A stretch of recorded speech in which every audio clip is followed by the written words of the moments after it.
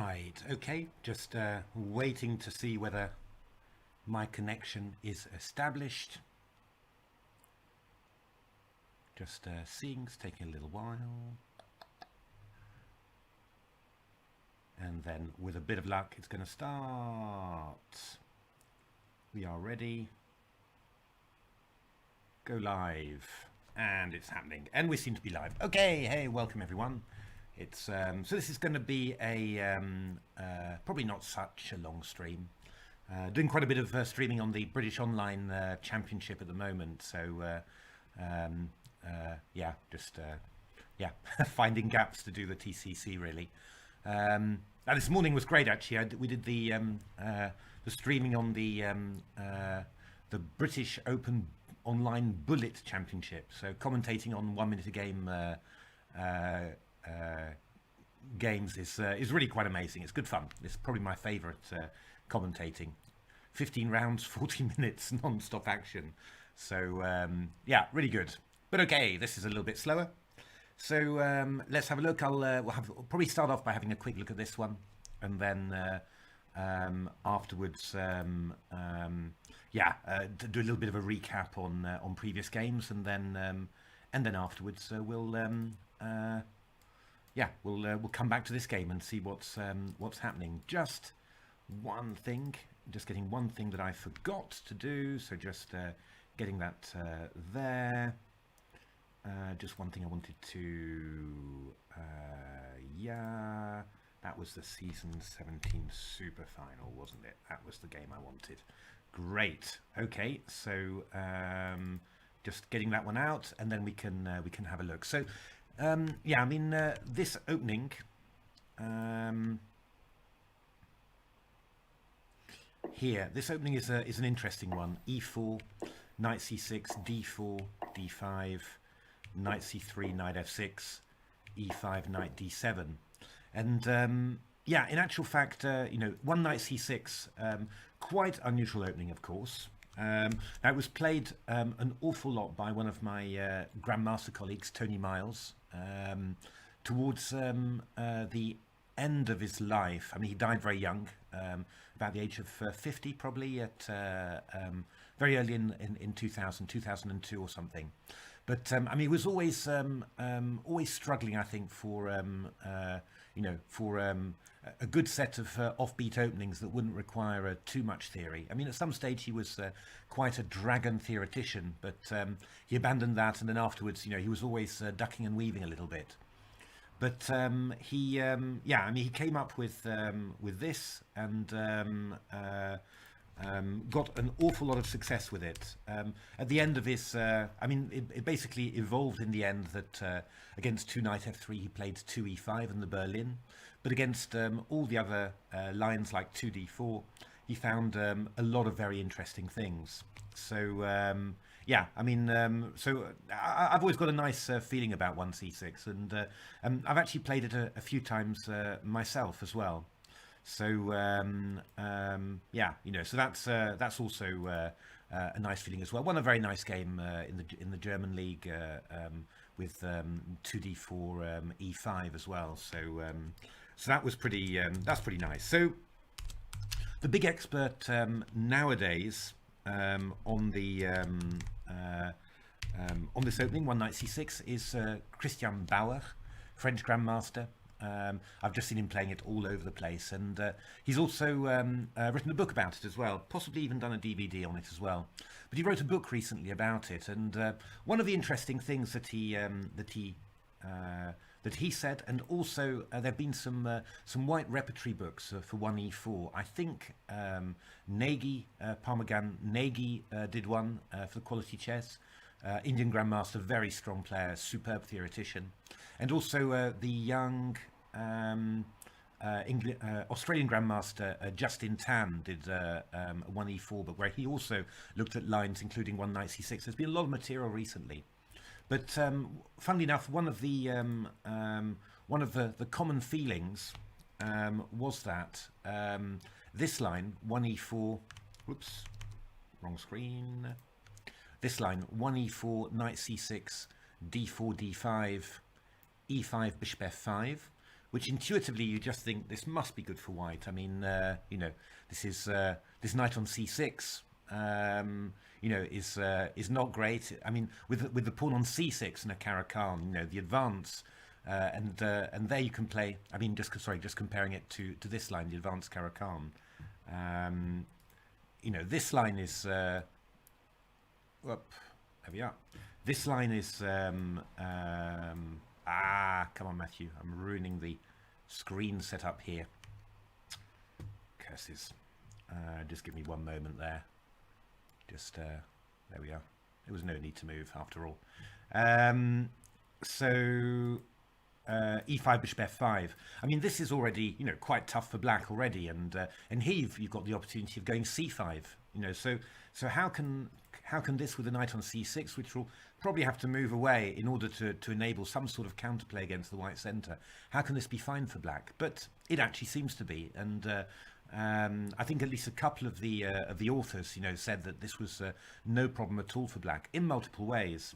And I mean, I guess we kind of know that, and I mean from the engine perspective, because well, I certainly first realised it in the season 17 SuperFinal, where we got this fantastic game between Stockfish and Leela. And I mean, in actual fact, Leela wasn't able to make anything of this as white as well. But this was a great game. Bishop h5 check, king d7, fg fe, knight f3 h6, g4 bishop e4, knight bd2, hg, rook h7, crazy stuff. But black actually emerged with a completely fine position here. And yeah, this queen sack as well, but then the bishop comes into f4, and we ended up with this position, you know, which was pretty cool, really. Leela sacrificed the rook as well for the bishop, and you had rook. You had two knights and two pawns for the queen, and yeah, this was actually no problem at all. I mean, Leela actually obviously picked up a rook for a knight and pawn very quickly. But there've been quite a few games, you know, with the Nimzowitsch and the TCC, and certainly all the high class ones have just in this line they've always seemed to end up you know, good for white. And then yeah, it was quite interesting seeing a number of grandmasters concluding the same thing. So yeah, I mean, I spent a lot of time you know, on these lines trying to find a line that would be interesting, you know, for white and black. Yeah, it was not easy. I mean, I looked at loads of these lines, trying second-rate moves as well, but the results were not very good. Just yeah, pretty solid draws all the time. You know, just whether it was between Stockfish and Leela or Stockfish and Komodo. So yeah, so I abandoned trying to do this, and then I moved on to this move knight c3. That we saw in the game, and this was vaguely interesting. I mean, d takes e4, e5, even e6 are all possible moves. I looked at a lot of this French line, but somehow it didn't seem half as good for white as it should have done, and I was getting quite a few draws in this one. But one interesting thing was this line knight f6, e5, knight d7. Which in his book, Christian Bauer seemed to say that this was quite reasonable for black. Even this was quite reasonable for black. The big idea behind it is the tactic here, knight db8, which is incredibly sneaky. And after knight c3, you go queen d4. You know, that's the big idea of this line. But yeah, I mean, analysing with the, I just put it, you know, that's what I always do with opening books. You know, when I'm reviewing them for New in Chess, I just run through them by just reading through them, you know, without an engine or anything, and I just note down all of the positions which I think are interesting, which I'm not sure about, and yeah, and then I just start doing engine matches between them and start seeing, you know, which ones seem interesting. And this one, I noticed that although, you know, Christian has said that this seemed, you know, sort of reasonable for black, then yeah, the engines were giving you know, quite a big plus score for white with knight c2. So I mean, yeah, you know, just I always like those lines where you know the human grandmaster perception is that this is you know sort of playable for one side, and then the engines you know sort of say something different. So that was quite interesting. Yeah, I mean the other thing was the ways that the engines were defending this. Stockfish, Komodo, and Leela ended up being quite different. So yeah, you know, I mean that seemed sort of interesting, and yeah, I mean this was I felt this was one where you know Leela defended quite well, you know, and Stockfish had more problems in my test games.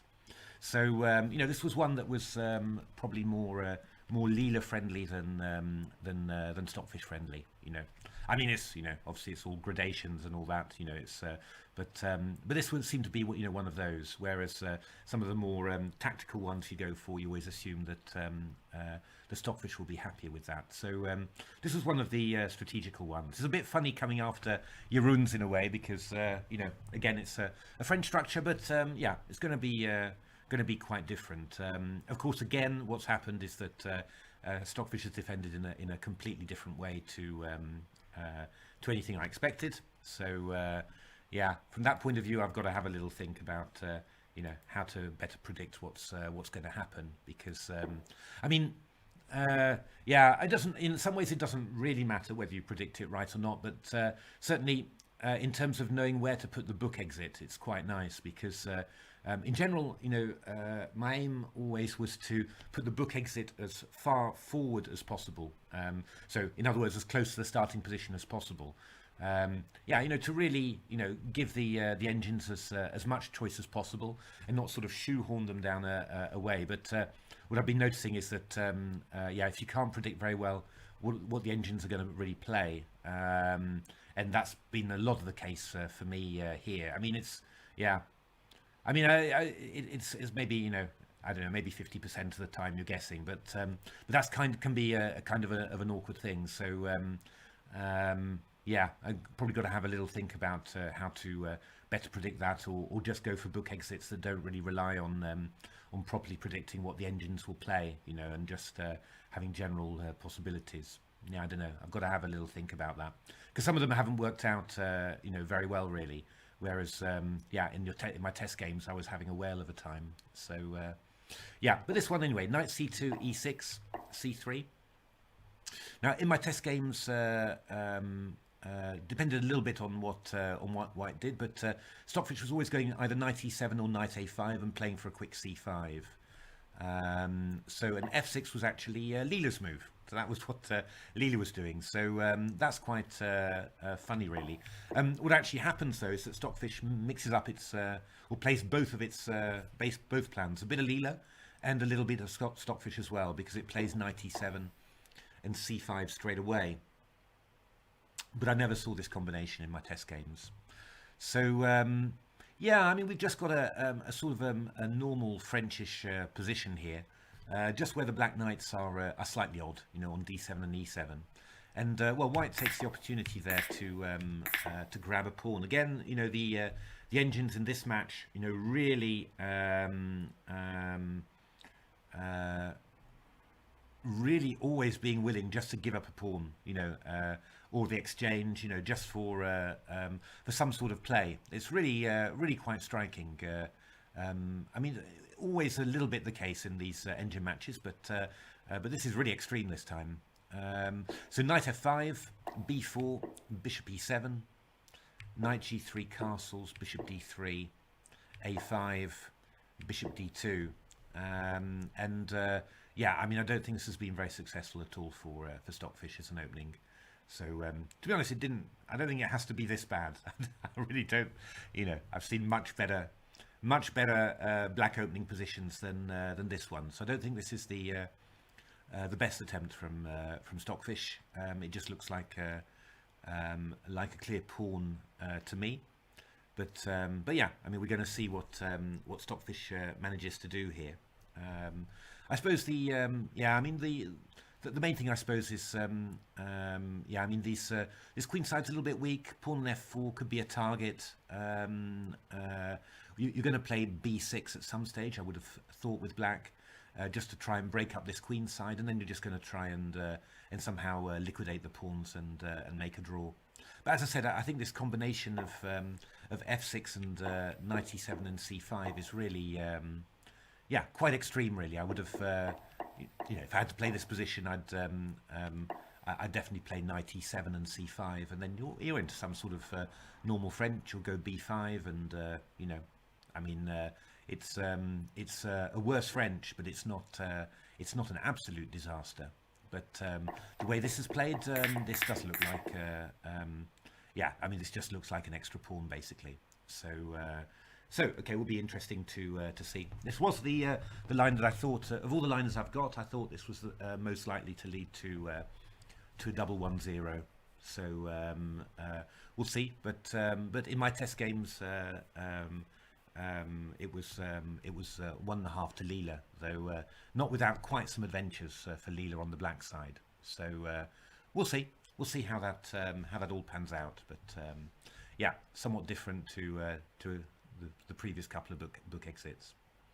Okay, well, we'll leave that here, and just see what Stockfish makes of this in the coming moves. But in principle, yeah, the way that it's handled the black side after the opening, I don't like this at all, really, and I think it's made it much worse than it needs to be. So.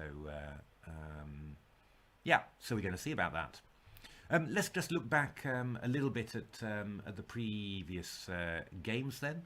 So we just had a couple of long games. Oops, sorry. Of long games in the that was the correct one. We'll bring up, just take away Nibbler and bring up the archive. Yeah, had a couple of long games. There we are. But very interesting ones. So a couple of French defences. Let's have a look at those first of all. So I remember that we, I think this was the one line, I think, that Jeroen and I basically had it. I'm not quite sure, not quite the same, but it was very, very similar. So so we just decided that that we'd keep Jeroen's, and I'd find another opening. Now that was the only one of the 50 openings that we put together. It's quite remarkable what the engine's come up with, because this move, knight c2, again, just like in the Nimzowitsch opening that we're seeing here. But yeah, bishop a6. I mean, you know, black, Petrochan always and Bronstein always used to play bishop b7, queen d7, castles queenside, and then gradually emerge. But yeah, against this move, knight c2, bishop a6 does seem quite reasonable. I mean, you're just swapping off this light squared bishop. The amazing thing that that you know, you're slowly discovering with these in these engine games, because obviously a lot have been played in this type of structure. It's quite a promising structure, you know, for tight long games where one side is better, but there are chances still for the black side to draw. Is that it doesn't actually seem to matter that the light squared bishop has been exchanged, and normally you saw this as a big you know, a big advantage for black, or at least you know, a significant positional achievement that you've managed to exchange off your bad light squared bishop. But actually, the engines are just completely ignoring this, and still, yeah, still, you know, getting a huge advantage for white. So it's quite intriguing, really. So b4, a4, white's encroaching on the queen side, stopping black from getting any counterplay with c5. And then black's setting up this very static structure on the king side, but that also means that there's no counterplay for black at all on the king side. So black's getting some sort of space grip on the king side, but basically giving up any chances for counterplay there. and then white is advancing on the queen side and well, in that way crushing black and preventing black from really getting any counterplay there. And what's intriguing is that yeah, both sets of bishops get exchanged. Again, that's not something. That's not the first thing that would come into my head, really. Even to exchange off the dark squared bishops. I mean, definitely, you know, the dark squared bishop is black's good bishop. You could say covers dark squares, so exchanging it is not bad. But normally, you try, I suppose, for a little bit more, and you try and get black to exchange off that bishop for a knight. You know, by putting a knight on g5 and putting pressure somehow on the king's side.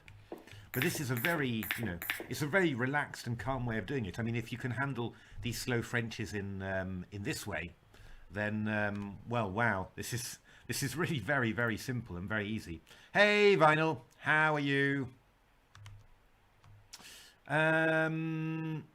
So yeah, now the interesting question is, what is black going to do? Well, black goes a5 b5, knight e7, king g2, takes, and this was actually an interesting moment, and I'm going to duplicate this tab to sort of demonstrate what I mean, because I mean, you look at this structure on the queen side, you know, there's an a pawn restricting b and a pawn, there's a pawn on c3, backward pawn on c3 on a half open file, and then we've got, you know, the solid center and a more or less well, a blocked-ish structure on the other wing, you know, and you compare it to this game. Played a game 8, and but this time on the king's side. And funnily enough, you know, you just notice the same thing. It's a rook's pawn, yeah, covered by these two pawns: a pawn on g6, pawn on h5, pawn on f3, e4, and then a sort of a blocked-ish here, a really blocked queenside structure. This was a King's Indian that Stockfish won, and this was well, a French structure that Leela didn't win, but Stockfish did. And each time, you know, Stockfish won it by shuffling, and then its evaluation somehow got higher and higher, even though not much seemed to be happening. And then it broke, you know, here with f4 and here with c4. So it's quite, yeah, quite intriguing. It's you know, it's not a structure that that I would always think is obviously a good one for white. And yet, yeah, on both sides of the board, Stockfish is aiming for it, and yeah, and actually, yeah, winning. So it's really quite funny to see that. I think you know, to be honest, in this hey Canches, it's yeah, really quite strange. It's interests me because you know, it's not something that's immediately obvious to me, and I do think in this SuperFinal we've had if you just look back at some of these handling of some of these structures, I think yeah, there's probably quite a bit to learn about it, because you know, this structure basically Stockfish seems to be able to convert it to a win, whether it's on the left side of the board or the right side of the board. So maybe we'll have to call this the Stockfish pawn structure or something, because yeah, again, quite unintuitive to me that it's so strong, and yeah, also you know, very impressive from Stockfish as well. So yeah, now somehow Leela didn't really manage to do this somehow, and I mean, it's a bit mysterious as well in a way, because Leela seemed to be doing everything right, you know, advancing on the king's side, getting it all, and then somehow, you know, with this typical Stockfish queen that you know, is sort of staying close to the king and then pops out and then starts causing havoc, and you know, and very, very often, you know, defends a black kingside point from afar whilst causing some havoc on the other side. Yeah, this worked out again, this defense for Stockfish. Actually, quite a big section on that in well, there was actually quite a big section on Stockfish defense in Game Changer, and also in Silicon Road as well. It's really quite a quite remarkable facet of Stockfish's game. This use of the queen to defend, and either passive close to the king and then shooting out and defending. It's I think I haven't seen any other engine doing this in this way. And yeah, somehow these desperado sacrifices, all this sort of stuff, and it turns out that you're a whole knight down. Your king looks weak, but it's fine just because you've got this big passed a pawn. But it's all to do with the fact that White's got knights. I mean, if these these knights are a little bit tied to each other, they can't easily get closer to the black king, and then it just means that, and they're not very good, of course, at stopping passed pawns on the other side of the board. A bishop can attack and defend at the same time, but yeah, not possible otherwise. So yeah, I mean, this was in a way surprising, but again, funnily enough, in Silicon Road, which it's I did a big section on how engines use the knight really as a sort of a target in ending. So transposing to rook versus rook and knight with a few pawns, or queen and knight versus queen. It's they really seem to have discovered that all these limitations of the knight, these can be exploited in many ways, to achieve draws. And this is what Stockfish did here as well, because this passed a pawn. Yeah, what can you do? You can't. You haven't got enough power to attack, and otherwise you're just fighting with a knight against two knights against the queen, which isn't really working. So so that was a really that was a very, very interesting game, and yeah, it wasn't a good game for Leela fans, the next one, but it was well, basically it was I suppose you'd say the proper exposition of how this is supposed to work, because we got basically the same position, the same structure, which is a little bit scary, really. I mean, it's that both these engines reach this with as best play. But what did Stockfish do differently? I mean, Stockfish somehow kept control better, because I mean, the key thing was that somehow when it was White's turn to really attack with g4, then the queen side collapsed, and this really gave the black queen a chance to get active, and somehow Stockfish managed to ensure that black never had that chance for counterplay. So we've advanced g4, and the rook and queen, they can't attack the a4 pawn because b6 is hanging, and you just gradually creep forward, and there's nothing that you can really do. And this lovely maneuver was really good. It wasn't really clear what Stockfish was doing, and then all of a sudden it's rook gc2. The evaluation was rising all the time, and rook gc2, and then we get our c4 break. Just like in the king's on the king side in the Czech Benoni earlier in the tournament. And yeah, I mean, this ended up being winning. I mean, to be honest, I wasn't looking at this very carefully, but you really think, I mean, aren't there quite a few gaps in the white position? Just all we need to do is get this queen active. That's all we need. But somehow, I'm sure that if Stockfish had been defending black, this queen would have had an active path somewhere. But Leela doesn't manage that, and then that's the big difference really between this game that Stockfish wins and the game that Stockfish defended. Stockfish managed to get its queen active at the moment that White started really, hitting the black position. Whereas here, this queen is completely dominated by the knight stopping d5, by the rook covering c6, by the queen covering b7. And yeah, I mean, you can sort of feel it's kind of luck maybe, or something like that, but it's it's not really. It's just it's just something that Stockfish does really well as a defensive technique.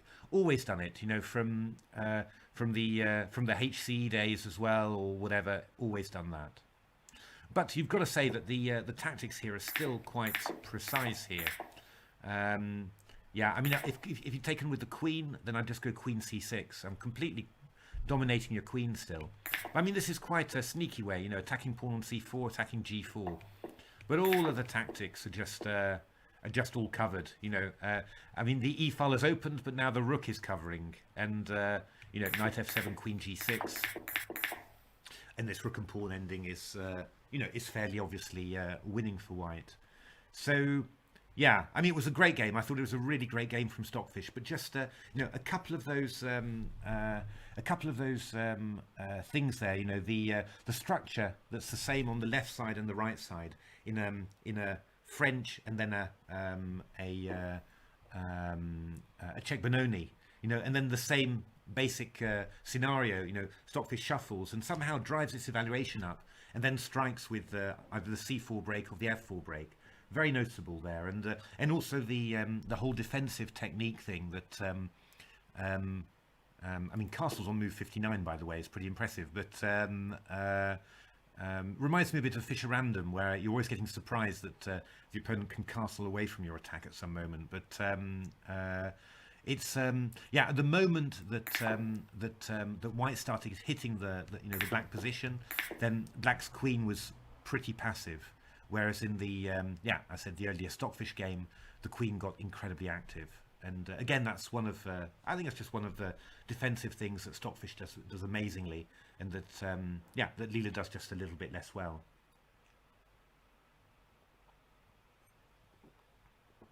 But, you know, you have to say that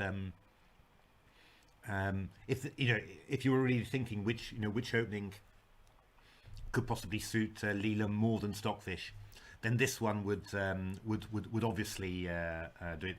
Oh, castles is the latest castling in TCC ever. Way! Leela has the record. Well, that's a moral victory, if nothing else.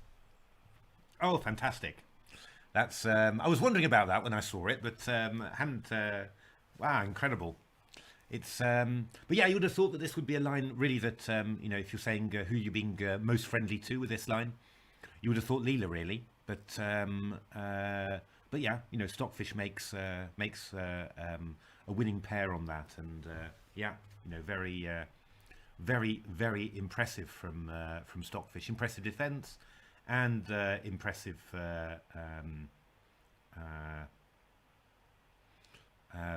yeah, impressive attack as well. So that's very interesting. Let's just have a quick look back to see what is happening to Stockfish, because I don't think it's enjoying this one very much. My goodness, look at that. Yeah, this is kind of this looks a little bit like neural net panic, really, in a way. Just really just you know, sacrificing more and more in order to get any sort of activity here. But I mean, this position is yeah, is quite horrific for black. So sorry, the PV's moved. This position here is quite horrific for black. So yeah, okay. Don't think this is gonna cause too much problems for Leela. Yeah, we'll have to see whether Leela can defend better. I mean, I do. I mean, although, you know, I do believe that this is a very, you know, it's a good French for white. I mean, absolutely. It's not, you know, it's not like lost or anything. You know, it's in principle. I mean, there should be a way to defend this. You know, that at least, you know, gives you decent chances. But this is really, yeah, this was. Yeah, this was quite panicky from black in a way. You know, really trying desperately to re-establish the equilibrium, and yeah, don't think it was a great way of playing it. But yeah, we're going to see what Leela does. Okay, but I mean, looking at this position, I think you really expect Leela to go on and make something of this. So yeah, dangers of a 1-0 here, but well, if Leela's got the first win, we can Leela fans can dream that that Leela will do a better job of defending. I think well, looking at what it did in my test games, I think it made a much better job of defending this than what I'm seeing here anyway. But yeah, obviously hardware, everything can all make a difference. Maybe these guys are seeing stuff that my hardware didn't see. Always possible. So we're going to see how that goes. Right, let's move a little bit back. We had, yeah, The next one we move back to is this one, which was a rather large disappointment. I mean, I think the only thing I'm happy with is that the games didn't last too long then. The weird thing is that, a while back I had a, let me just go to the correct screen. So a while back I had a bit of a run on Bishop F4 ideas all over the place. Another one of them, which you'll be glad to know, I'm not going to inflict on you in the TCC, but another one that I found. I was just looking to make Bishop F4 work basically in pretty much any line I could find. That's always a nice way of trying to do stuff. But it was in this line, in the McCutcheon, and actually all the bishop moves have been played: Bishop F6, Bishop H4, Bishop E3, Bishop D2, Bishop C1. But I suddenly thought, well, what about Bishop F4? And spent quite a while looking at it. And I saw recently that the Dutch Grandmaster, Mark Warmerdam, who's recent Dutch Grandmaster actually, second to Jordan van Foreest at Wijk aan Zee, he played this as well. And very interesting. It's in the latest New in Chess yearbook. But it's definitely an idea worth looking at. So that was that one. And then I suddenly thought, well, you know, what about Bishop F4 here? Because what is the idea of this line? Well, Bishop G5 is a well-known line for White, and then after Queen B6, you play Bishop D3. But the big problem is that after Queen D4, well, the big problem is you can play Queen D4, and if Bishop F5, then Queen E5 check. So you end up playing Knight F3. And then Queen G4 takes. And this has been analysed an awful lot, but it's nothing for White. Black's just a pawn up, basically. So that was that line. And there's another line as well, which has got very popular, which is a slight refinement of this. And that's to play, let me get it right, Bishop D3, takes, E6, and Bishop G5, and after Queen B6 we go Knight D2, and you know, we can sacrifice this this B2 pawn, and it's all quite interesting as well. So there's an awful lot of theory on all of this. But what I suddenly thought was, well, I mean, if I go Bishop F4 here, first of all, you know, Bishop G5 always ends up getting exchanged by a bishop coming to E7. So I can play my bishop to F4, and after Queen B6, Bishop D3, Queen D4. The big trap here, by the way, is takes, Queen B2, E6 is incredibly strong for White. So this is just yeah, winning basically. So Black goes Queen takes D4, and then I can play Knight E2, and I'm attacking this bishop. And this bishop is defended, so Black can't play Queen takes E5. So after Queen B2, my analysis was to go E6, which is really sharp. I mean, probably, I guess, as always in these lines, objectively equal, but it really is a total mess and very tactical. So I mean, that was basically the same. It was the second opening, the second opening of my set. The second of two openings in my set, where I just thought, well, you know, let's try this incredibly sharp opening. It might, yeah, you know, it might lead to interesting results, which, you know, even despite the eval, just because of the games that I was seeing in my test games, where, yeah, White was managing to win this, you know, in the astonishing complications that arose. What I really had not properly understood was that, well, I mean, my test games, I got E6 pretty much all of the time, and I got C4 once. So where was it? It was what were they doing? They were going Knight BC3. What happened in the game there? They played, yeah, that's right. Bishop F5. Queen A1. Yeah, I mean, I got E6 in most of my games. I got C4 in one, which, yeah, I probably should have paid a bit more attention to, but I thought it was the aberration c4, and that e6 would be the move that would be played all over the place. But no, it didn't turn out like that. It turned out that c4 was the move that everyone wanted to play, and this does, yeah, this is actually just equal. Of course, yeah, I mean, just in the games that we saw, this is pretty much as things go. I have I mean, it's a nice looking line, but this is actually basically this was the one test game that I actually had in my with c4. So it's not quite it, but it's quite similar. So yeah, and it's a nice little tactical flurry there, but not really at all what I had in mind. So yeah, I mean, I don't think I'm never going to try and well, if I do another book for the TCC, I'm never going to try and do it like this again, because yeah, it just seems that guessing at lines and assuming that if I'm getting the sharpest line in my test games, that will also get it with stronger hardware, but also with different software versions, it's a little bit tricky, and I don't think you can risk that. So probably going to need to yeah, with these sort of lines you just shouldn't try, really. It's yeah, a bit of a shame. I was a bit upset when I saw that, and I do apologize to everyone who sat through it. At least the games were reasonably short, but yeah, it was yeah, this was, I think this was the one, this was the line that I had in my in that one test game, which was yeah, again, quite intriguing, but obviously not amazingly from an eval point of view, not very interesting. So yeah, that's just probably the last time I'll try one of these experiments.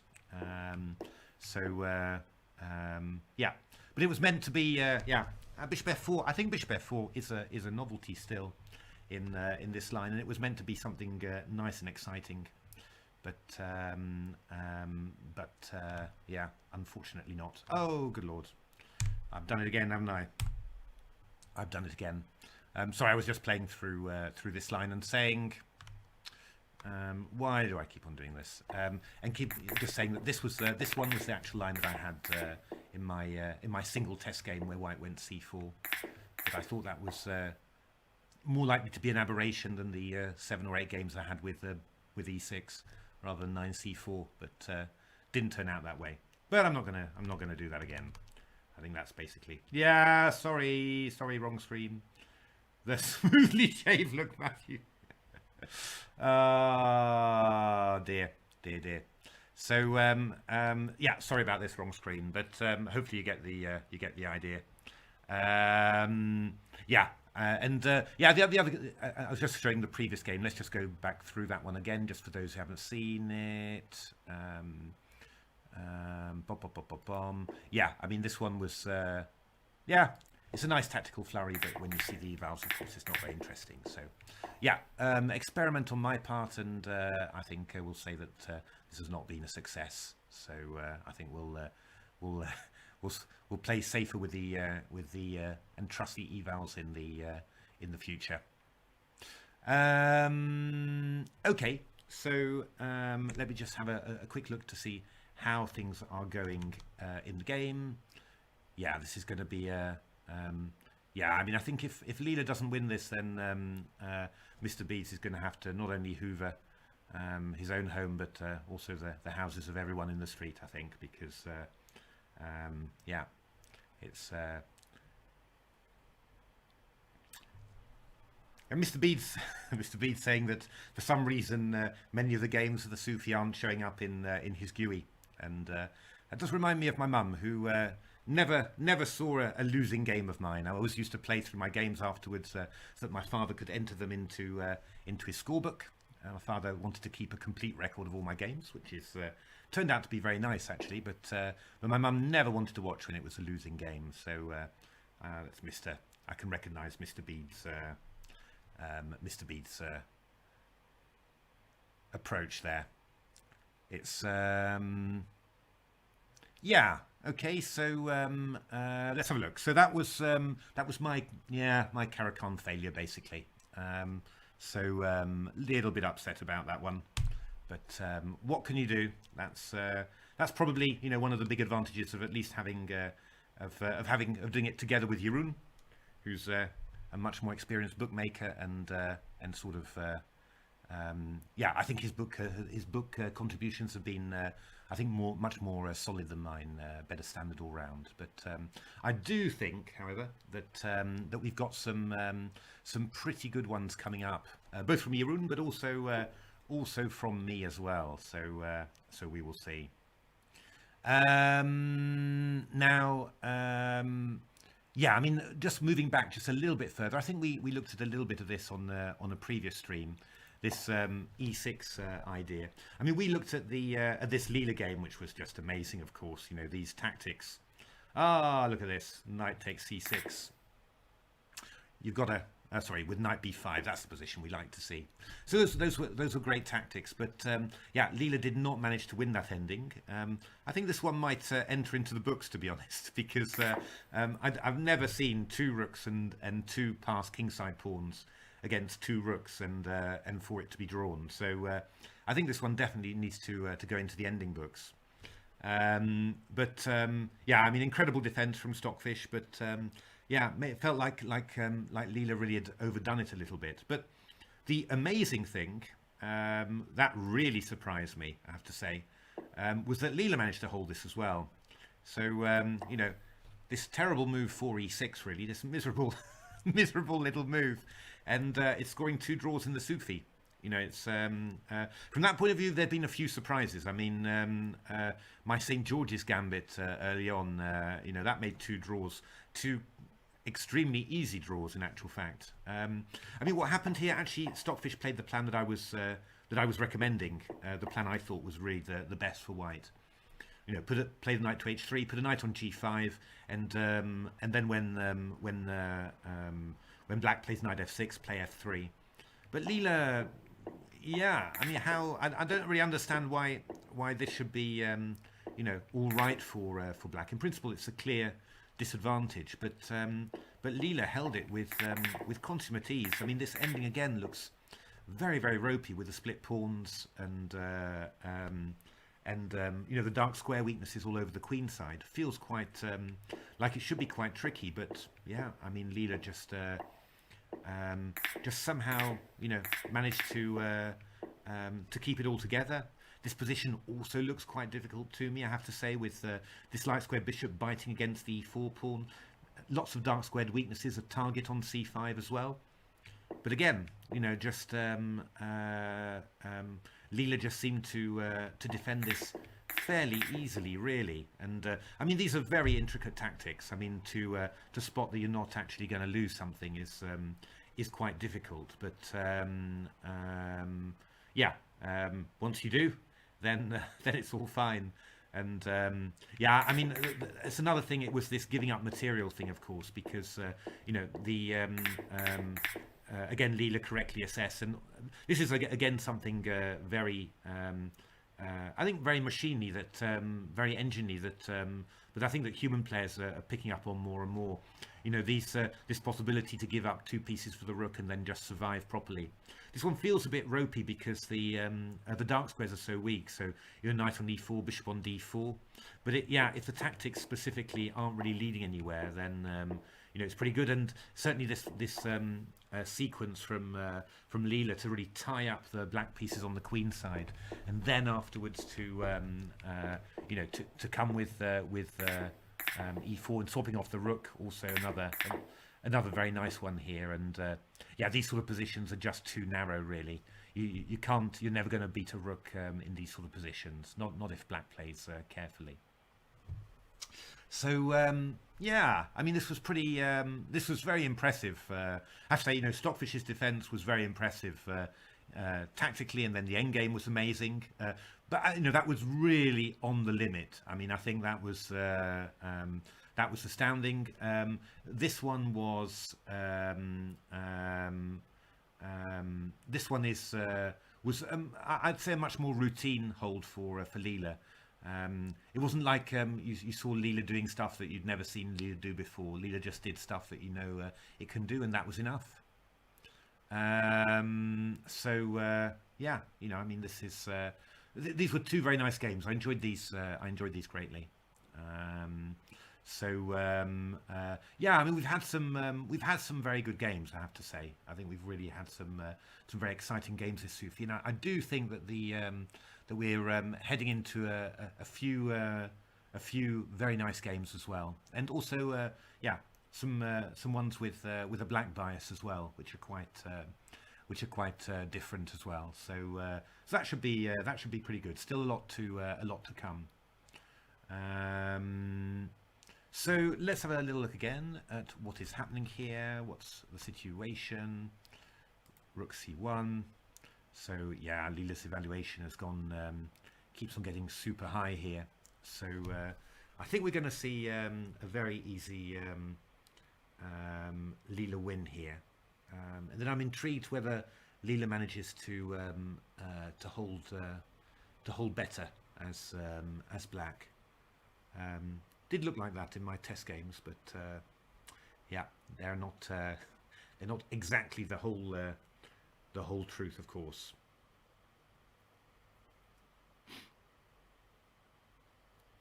So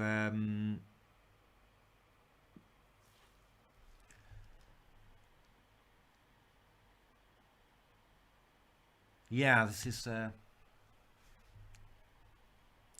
yeah, just thinking about the book exit. Really, it's yeah.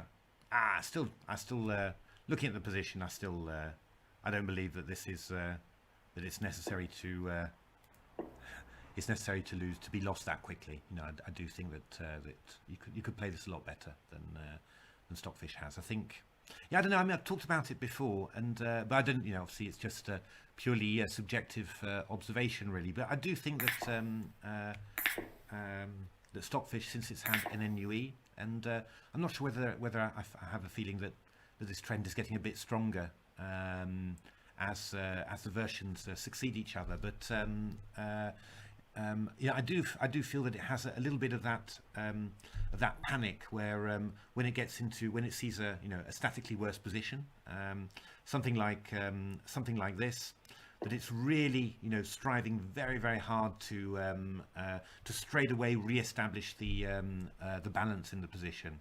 Whereas I think Stockfish Classical, Stockfish HC was willing to wait for a little bit longer, and I do wonder whether the balance has gone just a little bit maybe a little bit too much one way. On the other hand, you're seeing that that's maybe stimulating Stockfish to play lots of imaginative defensive concepts with exchange sacrifices. Anything to just finding these ways to give up material in order to get play. So yeah, difficult to say, but certainly in this position, I think that it was a bit of an over-the-top reaction to Black's position, which is at the end of the day, it's a slightly dodgy French, but it's not it can't be catastrophic. I mean, not immediately. So oh, thank you, Canchess. That's a lovely quote. Ah, dear. So it's yeah, okay. So but it's not bad, is it, to see a Leela win? When was the last Leela win that we saw? It was in game. It was a while back, wasn't it? Back in game 43, in actual fact. So, and since then, yeah, it's just been Stockfish regularly picking up the points. But yeah, I mean, I think if you look at the general course of the match, just looking through it again on the oops.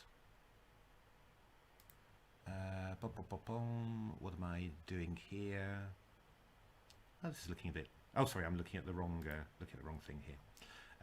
Yeah, I mean, looking through the general course of the match, I think you have to say well, you don't have to say. I mean, it's simply the case that yeah, I mean, Stockfish is deservedly, I think, 5 points in front.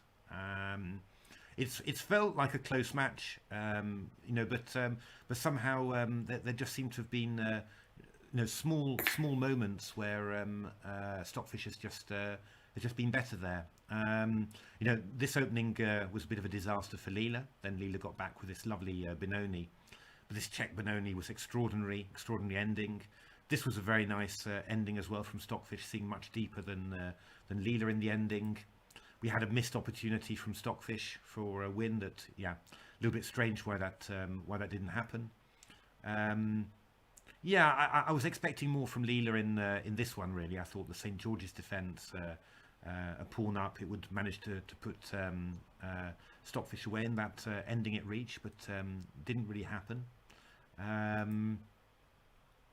And then, yeah, this English opening, this Kramnik line with G5, G4, that was, I think that was definitely, was probably towards the busted line, basically, you know, which, where it's just too many clear weaknesses, really, and the engines always get you in the end.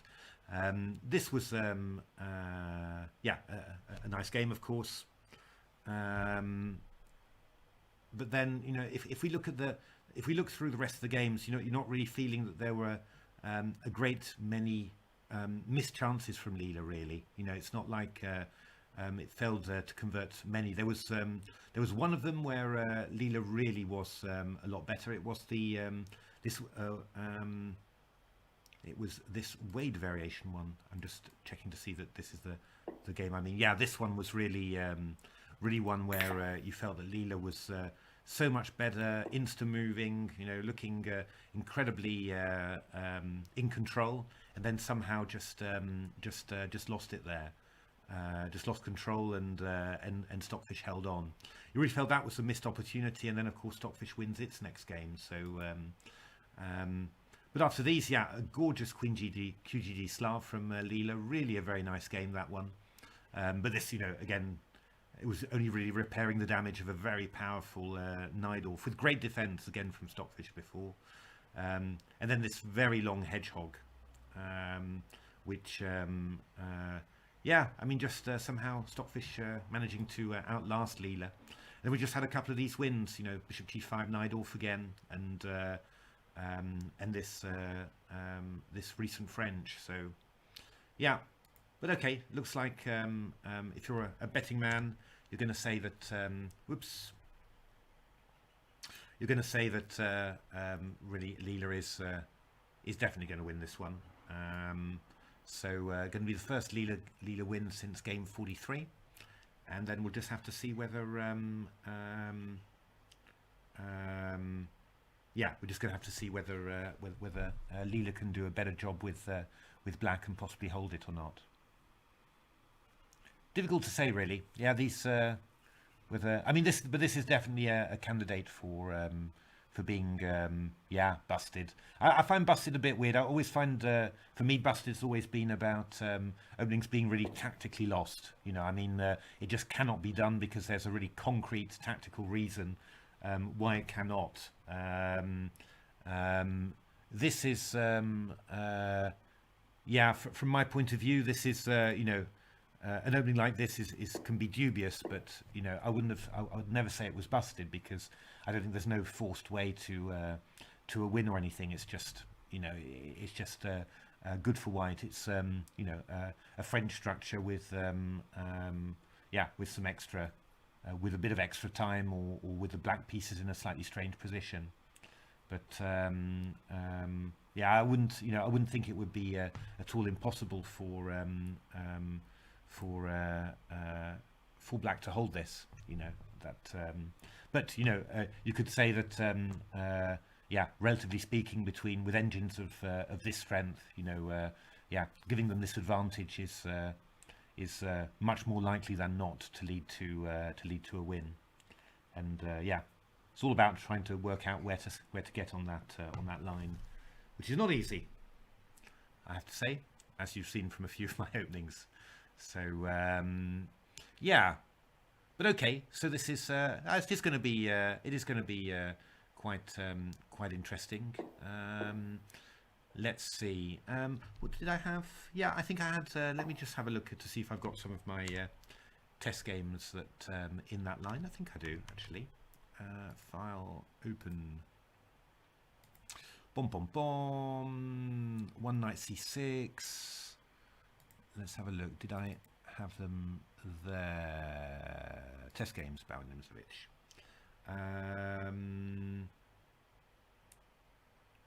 Yeah, let's have a look at this one then. So this was my test game, Stockfish against Leela. Oh, amazing! Leela actually did exactly the same as Stockfish. Isn't that amazing?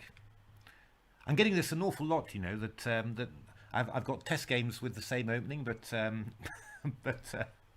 but it was with reversed engines. So Lord knows, maybe maybe the label's the wrong way around. So yeah, I mean Leela went for a blockade here with quick c4 and then moved its king out of the way, which was quite well, slightly desperate, but not so silly really, because I think the king definitely should be away. It was a very ropey position for black, but somehow Leela, you know, managed to hang in tough and survive. And yeah, by the time you're getting to this stage, it's you know, not really that terrible for black anymore. And yeah, I don't know. I'd even start wondering whether black's got some chances to do something. So it sort of carried on after that, and then we got a final little explosion, and then a draw. But that was yeah. I mean, it seemed like just from the way that it happened, you know, Leela blocking up the position, and then king over to the queen side, blocking up the queen side, and surviving. So could be yeah, sort of yeah, chances for survival there. So we'll see how that goes. But that is quite shocking that I really hadn't realised that what Stockfish was played as black was what Leela played as black in my test game. That's not the first time it's happened. It's really been a few times. So it's we're going to shout a scam there and say that Aloril has switched the labels on me on the engines, and that it's really Leela. When we see Stockfish, it's really Leela, and Leela is really Stockfish. So it's yeah, no, quite funny, but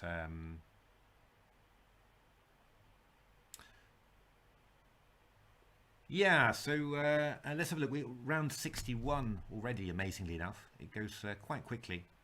So Stockfish 4 points up. Yeah, you know, going to be quite well, 5 points up rather. So going to be quite unlikely that Leela will get back, but can at least see. I think yeah. I mean, I think the openings in the last phase. I think there's some very nice ones amongst there. Some really yeah, all sorts basically, and including some black bias ones as well. So you know, that's quite nice for variety, and I think yeah, you know, a chance for both engines to score points, you know, and score game pair wins. I think pretty good chances there. Yeah, I mean that's yeah. I mean I'm quite happy about the black bias ones. They're quite difficult to do, black bias ones somehow. I'm not quite sure why, but it's hard to get the I find it very hard to get the calibration right somehow. You know, I suppose it's the fact is that to get a good, you know, to get to the same level advantage that you get to in a white opening, then white's got to have made not only one, you know, one or 1.5 mistakes, maybe he's got to make maybe 2 or 2.5 mistakes, and it starts getting a little bit far away then from what you'd expect in a from a Grandmaster game, you know, because you start thinking, oh god, well, but nobody would ever do this, would they? You know, and that's yeah, I don't know. I mean, I don't really like games like that. You know, where you basically say, yeah, but yeah, you know, nobody would ever play that. You just, you know, this is just very artificial. So that's quite difficult. The thing that you need really is where the white player just has a wrong concept, you know, and follows it through for a couple of moves, and then it just turns out that the whole concept is not so good. That's kind of you know, or you know, plays some sort of speculative sacrifice that you know, that's kind of promising but not really enough, you know, and those sort of things. But you've got to be very careful with those, with that latter type, because yeah, the engines are just so good nowadays that yeah, that it can just all go. They can just refute it basically and stand no chance. But yeah, I mean, we'll see whether those black openings are successful. But it's I said I found them quite tricky to get the sort of slightly natural, oh yeah, a grandmaster would play this too, feeling to them, just because of yeah, I think to get the necessary bias, you really need to have made a couple of yeah, a couple of clear mistakes really, rather than just the one clear mistake that you need from black.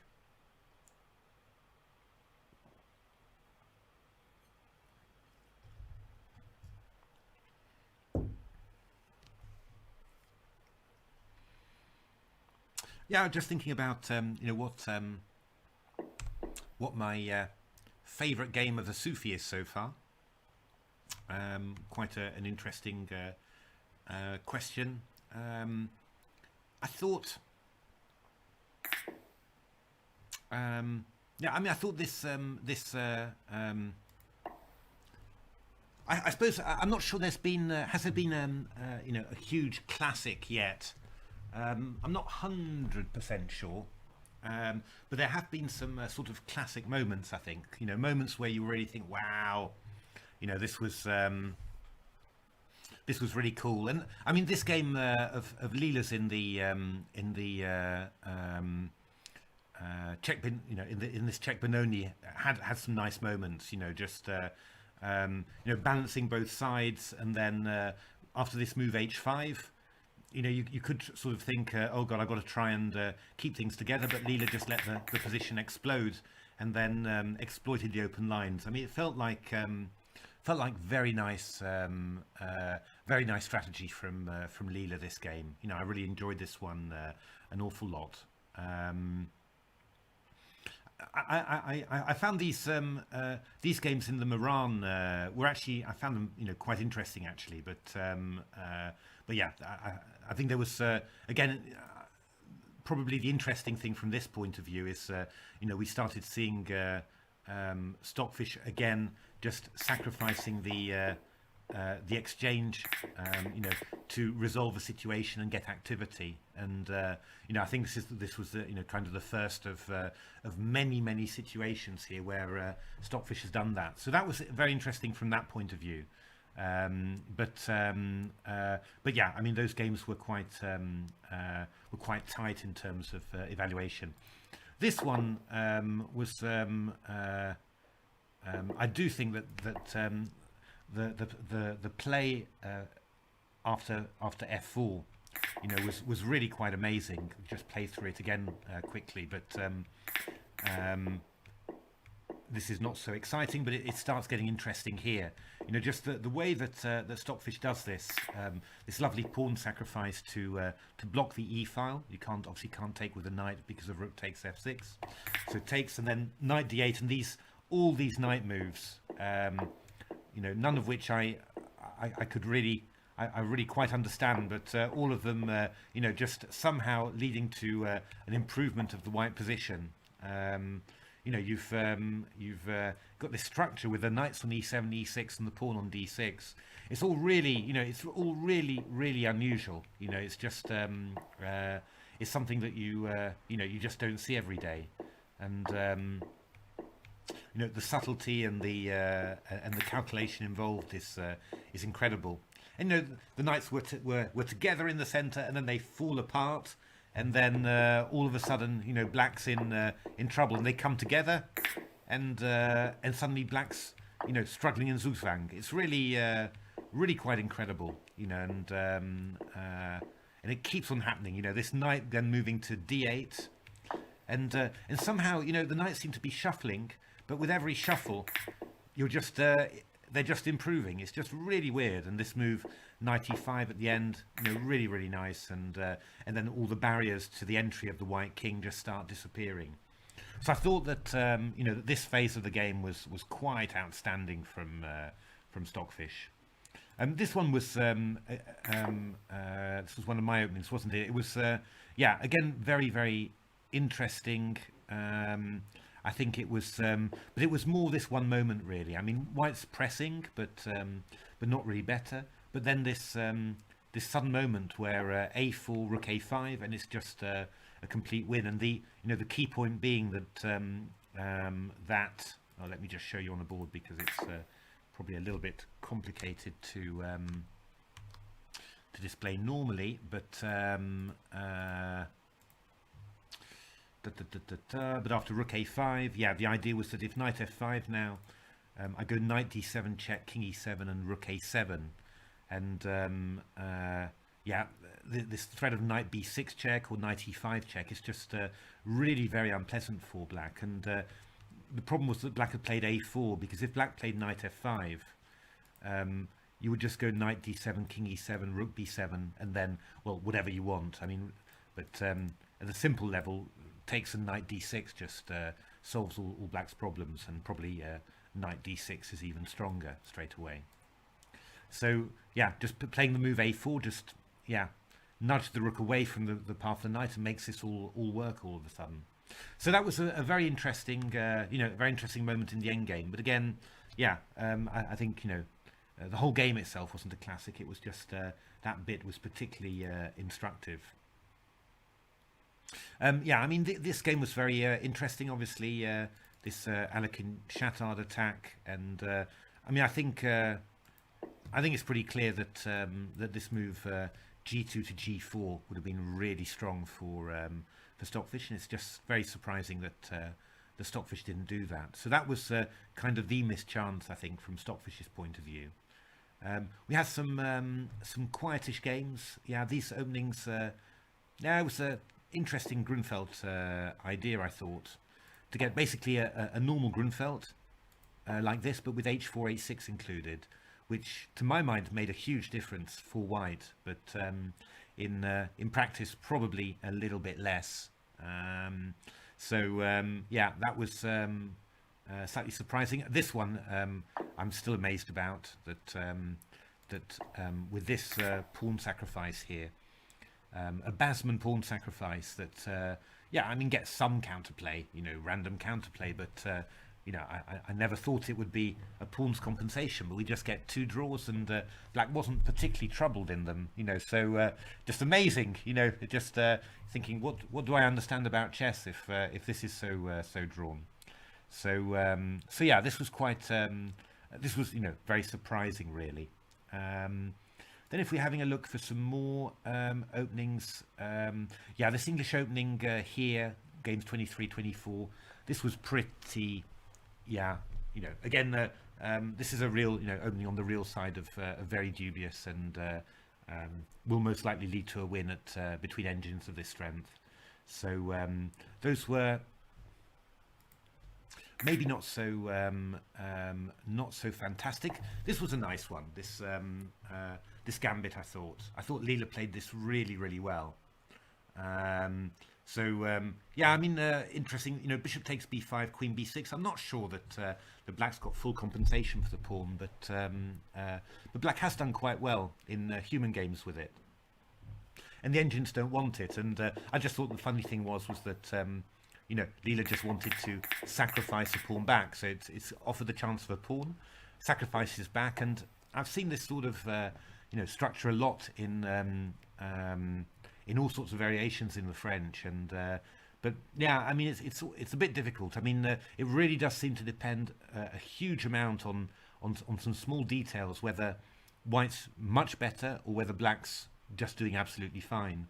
I said I looked at very similar positions from a book on the French by David Miedema, and yeah, I was looking for them for the Sufi, but I think I analysed 15 positions or something, practice games and all that. They're all turning out to be draws. You know, it's quite surprising, but this one turns out to be winning, probably just because Black's got to spend so much time on the b5 pawn, and also, yeah, White manages to dominate this this knight on d7, so it never gets active. But this was a pretty cool game, actually. I think you know, this this part of it, you know, where it's just also beautifully controlled, and then this judgment that you just have to exchange off the dark squared bishop, and then the position is just easy win. You know, no chances at all for Black. This is a very smooth thematic game. You know, it's not sure it's a classic, but it's definitely you know, very nice and thematic. Then let's have a look. We had this one, this French Tarash. Oh yeah, this strange line that yeah, caused some difficulties, but yeah, both times Black managed to hold it. So that was quite a little, yeah, kind of a surprise a little bit, but interesting.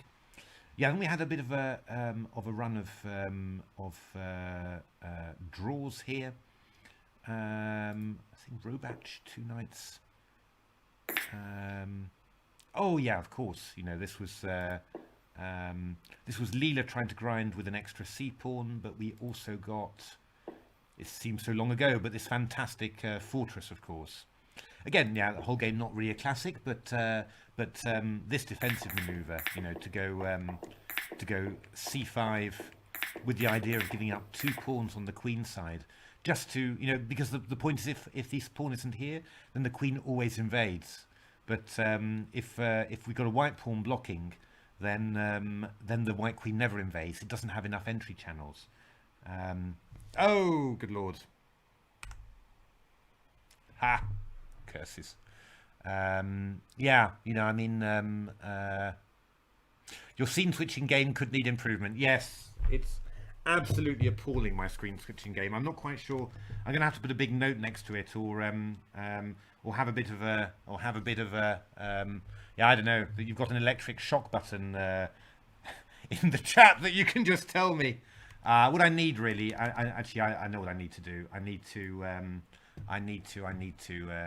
just have this open here, and then I'll see all these wrong screens. Sorry everyone. But yeah, okay. The maybe you sort of got some of that. Yeah, I mean, this game was incredible as well. I really thought, yeah, just the fortress was great. But yeah, maybe not a total classic the whole game. These were interesting. Number of these games, but not. Yeah, didn't really catch fire. Unfortunately, this one was quite. Well, I suppose quite sad for Leela, really. You know, Leela sort of made quite a bit of it, and then didn't make it, and then, funnily enough, I mean, this line that was played here was my PV for from Leela when I analysed it at home. So this line exactly, and yeah. Just really strange that somehow Leela didn't play it and Stockfish did. You know, it's just. I mean, you do have the feeling sometimes that you know, when they're analysing for one colour or another, it does actually make a difference somehow, which I wouldn't really have expected. But yeah, that is kind of the does seem to happen quite a bit. This one was pretty nice, I have to say. I thought that this whole ending that Stockfish played was very nice, you know, and this move h5 and all of the you know, all of the reasoning behind it and the way that it worked was quite excellent, really. You know, I really did think that.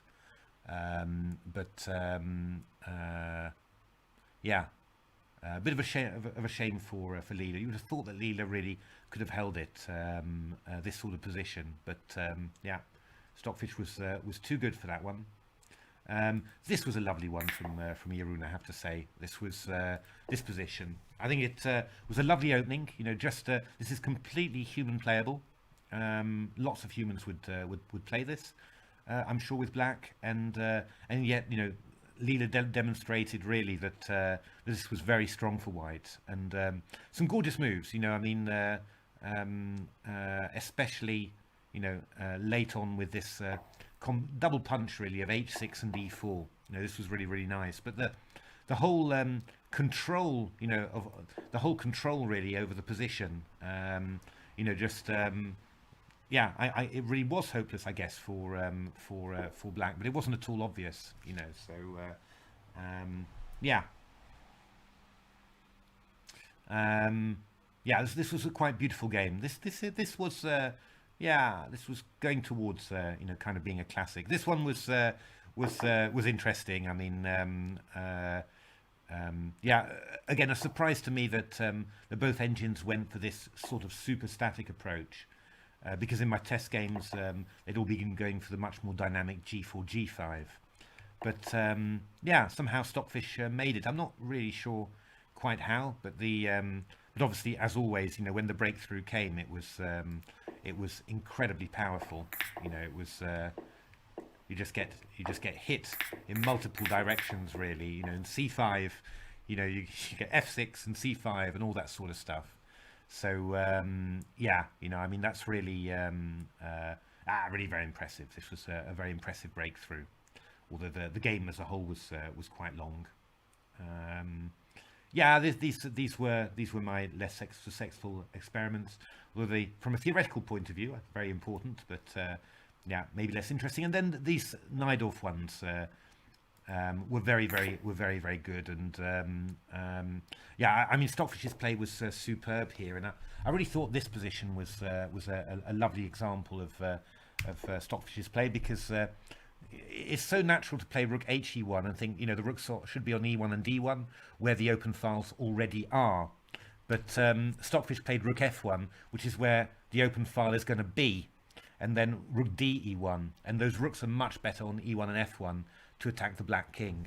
That's a lovely, you know, it's judging where to put rooks on open files is the eternal problem of in chess, you know, but just in this case, you know, Stockfish showed it really beautifully. I thought that was a really excellent game there. So yeah, you know, there've been some pretty cool games and some pretty cool moments as well. You know, so so, you know, that's very good. I think we're still waiting for a classic game, possibly the Leela one in Jeroen's semi Slav there is definitely a contender, and there's and I think that knight ending, or that double knight, rook and double knight ending in the check Benoni from Stockfish, I mean, that deserves you know, definitely deserves a prize as well. But and yeah, lots of lovely, interesting moments, but yeah, you know, not maybe not whole games. We've got okay, so Leela has won plenty of material here. So unless a miracle occurs, then yeah, then Leela is going to get its first win since game 43. So and a miracle won't occur with Mr. Beads putting pins into his mini Stockfish voodoo doll. It's so yeah, this is going to be a win for Leela here. So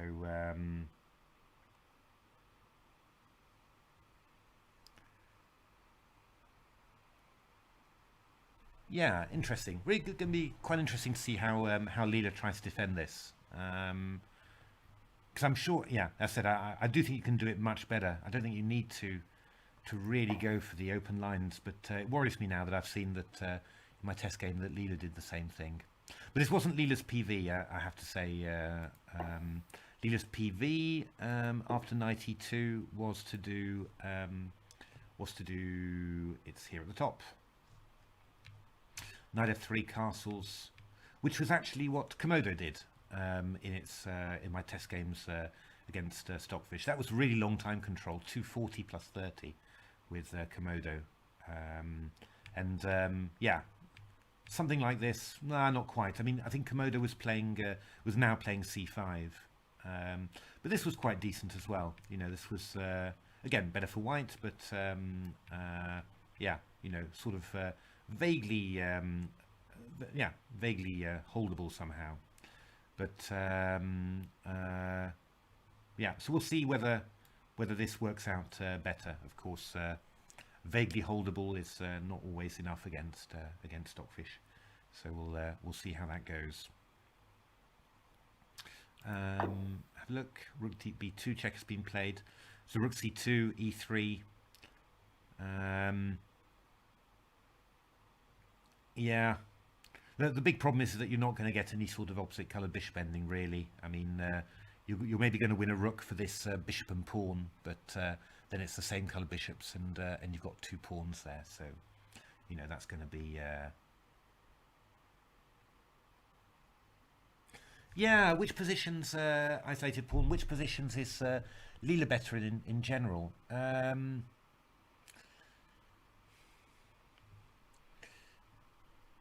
Yeah, you sort of say strategical positions, but that's not really 100% clear, because you're seeing that. I mean, what you're seeing is that in these grinds that you know, Stockfish is often making a better job than Leela. I mean, we've seen a check Benoni in which you know, Leela didn't win but Stockfish did. A French there where Stockfish didn't win and Leela did. I think what Leela does really well is these. Let me just go back to. You see, I remembered to go back to the right screen. There we are. What Leela does really well is you see it in this. Which game am I thinking of? Which game do I want to show? Wait a minute. Not that one. Not that one. Not that one. It was the... Oh yeah, it was this one. That's right. Yeah. Sorry, I was trying to remember the middle game. What Leela does fantastically well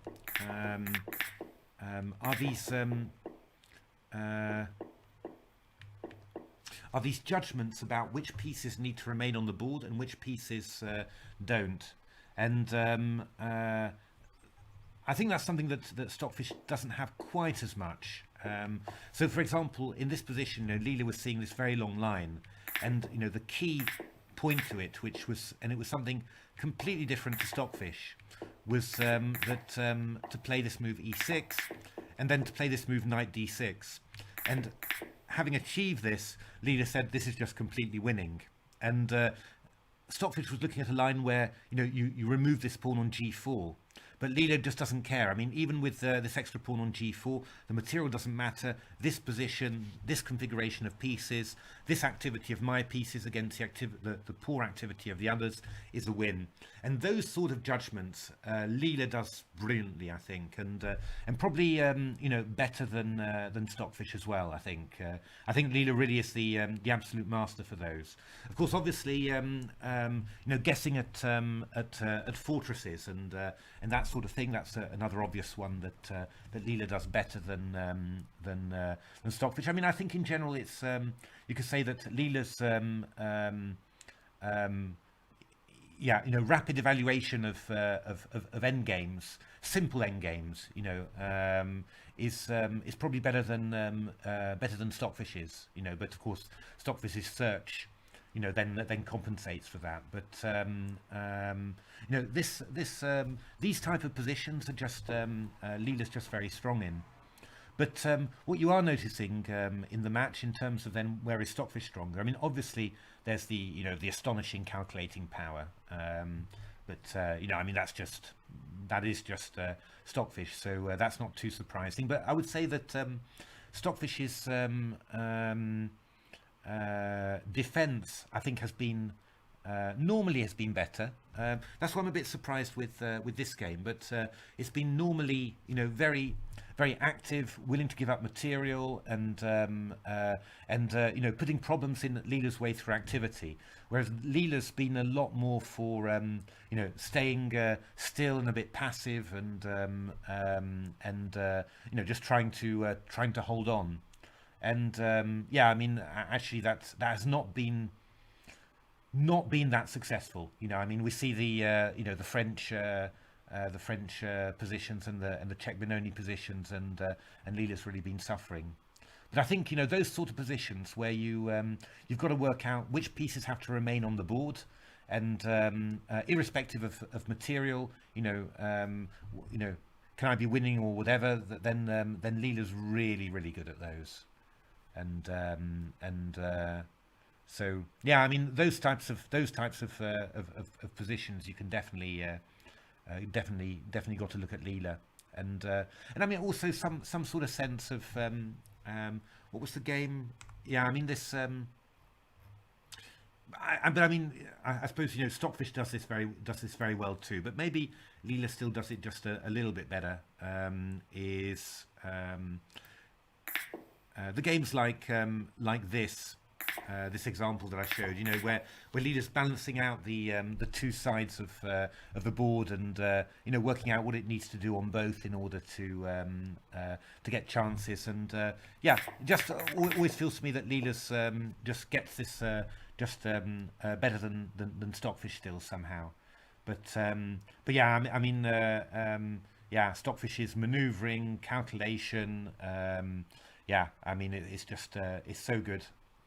So good that these are just it's all relative, of course, because these engines are just so unbelievably strong.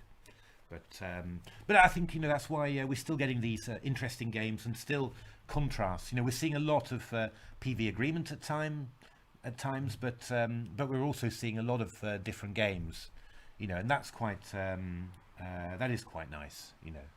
It's shows that there's still big differences in the engines, and differences in the way that they're built, and therefore the way they think, and that's pretty reassuring as well.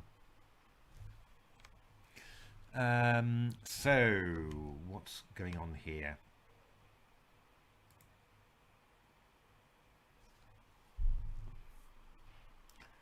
Sort of a last flurry of tactics.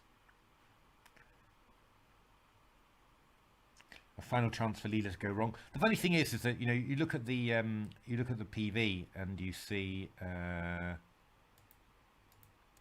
this position, and you think, my God, is that really winning? It's just I don't know. Seems less clear than seems less clear really than not so long ago. So it is quite I find that PV slightly surprising, I have to say. But okay. What's Stockfish looking at? Stockfish is looking for the good old opposite coloured bishop position. So it's you pays your money and you takes your choice. That's really yeah.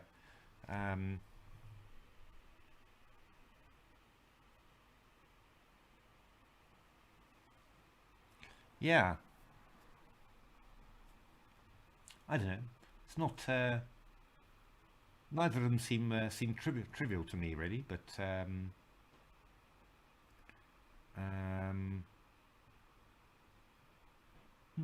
interesting.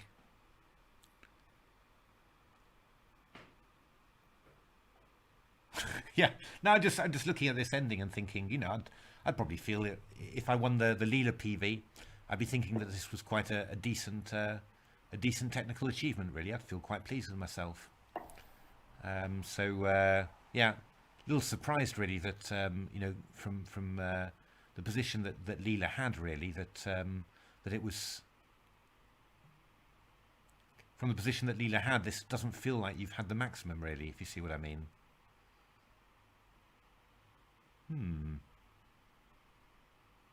It's the wrong, it's the wrong colour bishop for this rook's pawn. So there's there are some margins in there, So. But interesting. Well, it's again, that's the still an interesting thing. I suppose the big problem for black is that the king can't really invade very well. It gets hit by a bishop e6 check. So probably white's got a fair amount of time to get his king active, etc. But yeah, pardon me. It's a little bit surprising that you didn't have anything better than this, really. Stockfish had a little move, but now getting rather upset again. Stockfish is still looking at this, looking at this position, but this one is awful. This one's really bad. So okay, so well, we'll see what Stockfish looking at there. Rook takes b3. Yeah, with the pawn on e3, that's you're never really going to hold this one at all. It's you're always going to lose that pawn somehow. So yeah, I mean, I think in the short term,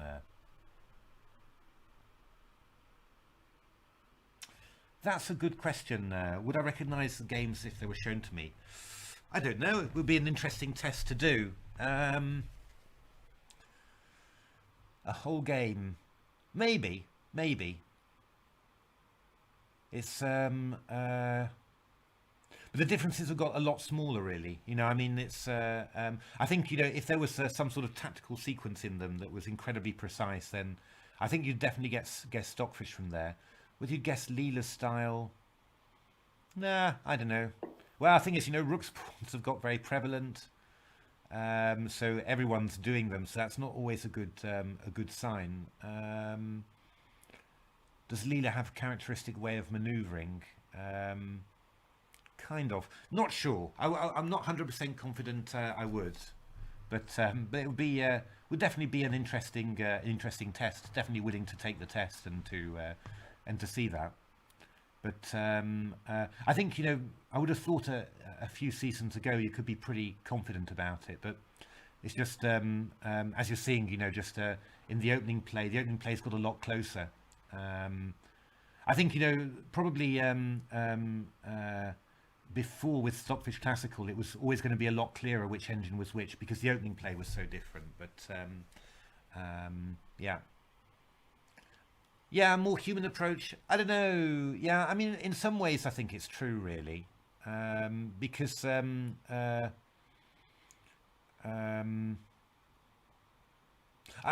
don't know. Maybe for for stuff like when you're trying rook and 2 versus rook and 1, or you're defending it, you sort of feel that that Leela's more out on the percentages somehow. So trying to make turn it into a win, rather than where Stockfish when it plays stuff like rook and 2 versus rook and 1, you feel that it's just going through the motions and that every move is more or less the same, and it's not always playing the moves that are the most awkward for a human opponent, that sort of thing. So there are flashes, still flashes of bits where you sort of say, feels like Leela has a bit more of a human style of play. I mean, I do enjoy very much playing Leela at one node, just, purely intuitive, you can say. And that does feel, in terms of weakening an engine and still having it play moves that I can recognize and understand, then, that feels that always feels like a very nice way of training. But I think I don't know, maybe engines now have moved so far ahead. It's more us imitating them maybe than them playing like us. Not even clear that it's a good thing if it plays like a human, really. Not sure I'd buy an engine that played like me. Sadler Fish would not be a very strong engine, I think. Wouldn't even make qualification league.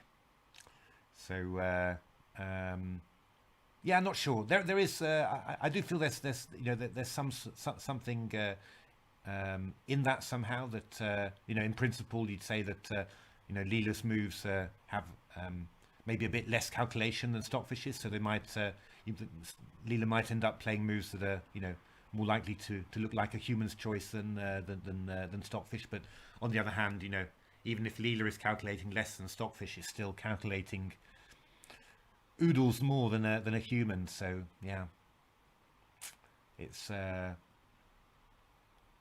but But yeah, I mean, certainly if you look at, I mean, when you're looking at the standard of engine games nowadays, I mean, they're just replete with sacrifices, with all the, all the, it's not just, amazing defense and incredible calculation. I mean, there's these long-term sacrifices, all the stuff that, I mean, the way that Stockfish is sacrificing exchanges to defend all the time is something that you'd associate with Petrojan, but it's, it's just all round such fantastic play that I think it ends up looking well. You end up saying it looks more human because yeah, it's how you'd want to play really, and it's yeah, interesting. Could indeed be impossible. I'm not sure. Would be fun to try. Would be fun to try one time. I'm not not at all confident that it would be possible, but yeah, maybe I don't know. It's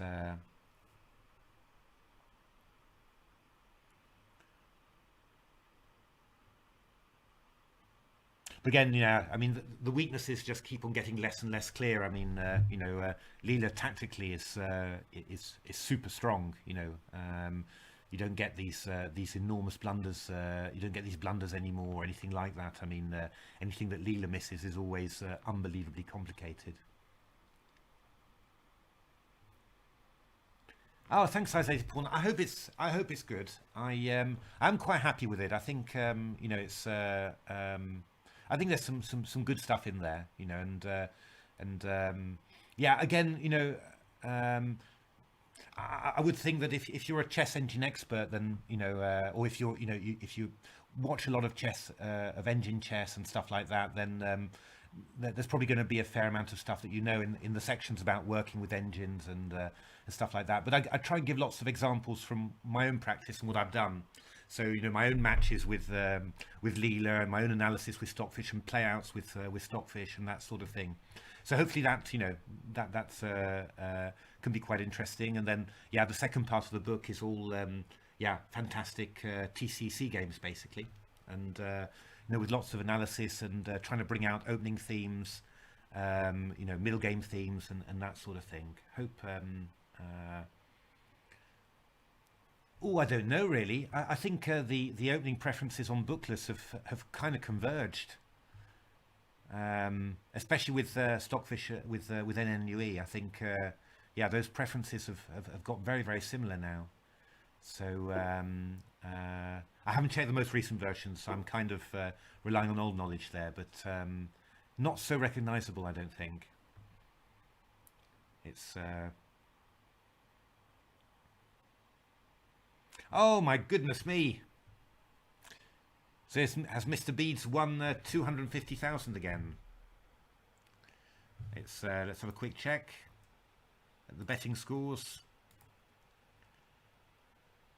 Oh, it's just like old days. Mr. Beads going in with 250,000 against the world. So indeed, so there's going to be a big winner there. Although not so many people bet on a draw. It's true.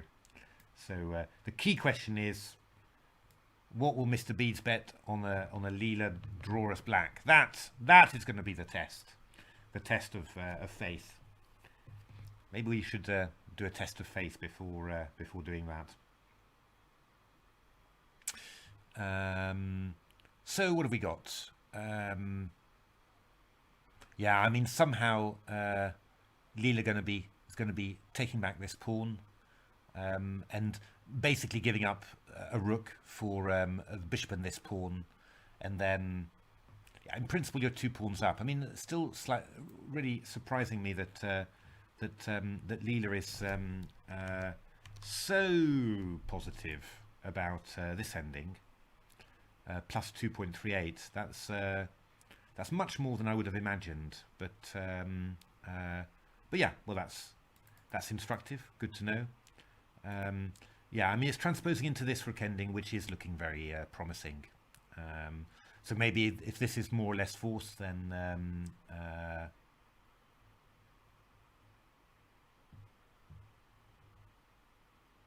yeah, that's right. Isolated pawn. I mean, it's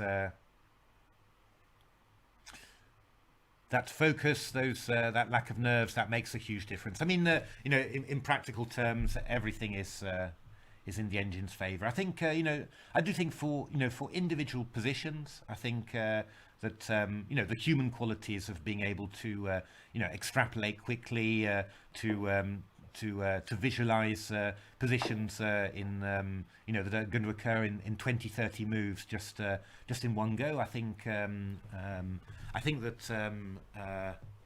that humans for individual positions still have something to offer, though it's getting less and less. And I think what you're seeing more and more is that a human might have a good thought about a position, but yeah, the tactics end up being way more complicated than the human could ever have imagined. But I think in individual positions, humans have still got something to offer. But yeah, for anything more than that, then yeah, there's just no competition whatsoever, of course, and hasn't been for a very long time. But for discovering the truth of the position, I think humans still have some of the abilities to skip 20 moves, skip ahead, and then visualize the position like that. Think, oh, I want to have this. Some maneuvering ideas and stuff. I think yeah, we can still add something to chess still, which is nice. But don't know how long it'll last. But maybe, I don't know. I mean, maybe some of those things would need just yeah, general advances in artificial intelligence, and that yeah, that you wouldn't be able to reach them with other means. But well, don't know about that really. It's just nice to have the feeling from time to time that you can see stuff that even Stockfish finds difficult.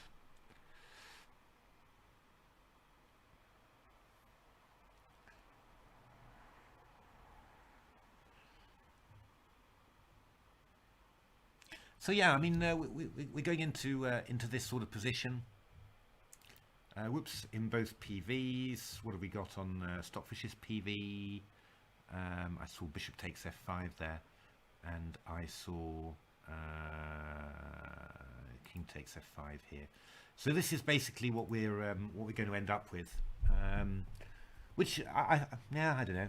I still feel it's a bit meager considering what Leela had, which looked way better than that. But okay. This is if Leela thinks it's a win.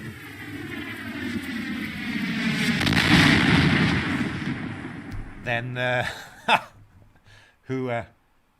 yeah, I guess you should probably accept this. I mean, these positions Leela does always do incredibly well. So surprises me a little bit. But as I said, yeah, it seems to be that these kingside pawns, there's just no real way of getting any counterplay, and I guess that these just aren't very well placed, the rook and the bishop. You'd really want the rook coming into the back. Yeah, I guess this is the key feature really, that this rook on b6 is actually sort of dominated really. This bishop c6 is getting in the way, and you'd like to be on the f-file really and invading and attacking these pawns, but before you get there it's going to be way too long, and the pawn's going to advance, the king's going to advance. So I think it's just poor piece positioning really.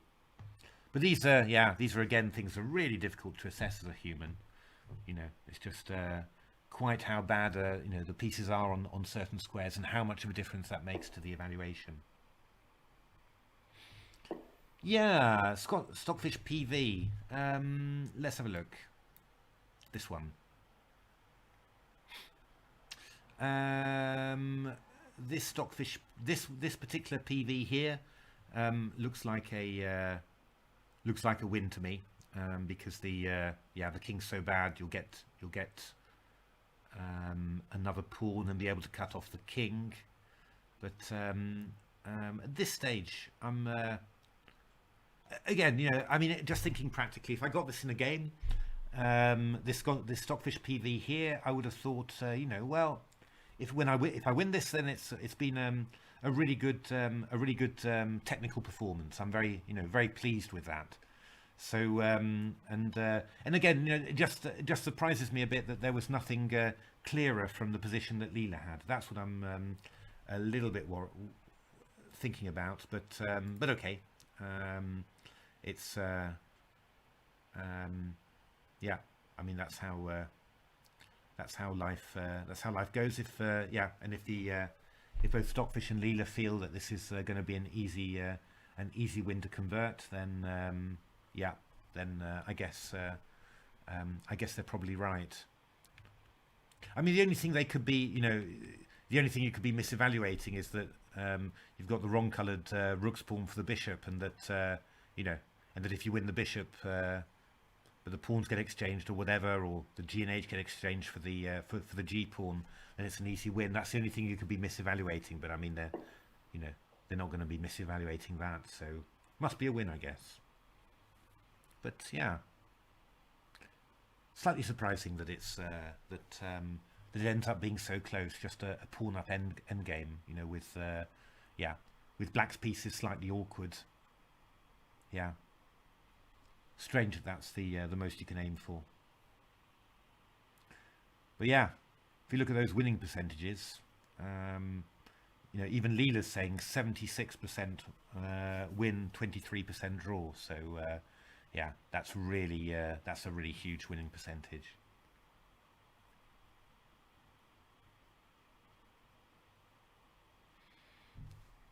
But oh, pardon me. I'll get another drink. This rook ending here in the PV is quite nice. I mean, it's all about placing your rooks on good squares, but yeah, rook on the fourth, defending the pawn, can swing laterally to g4 and start undermining these pawns, or even go to c7. Just yeah, a little bit tricky. Rook c7, g5. The king's cut off somehow.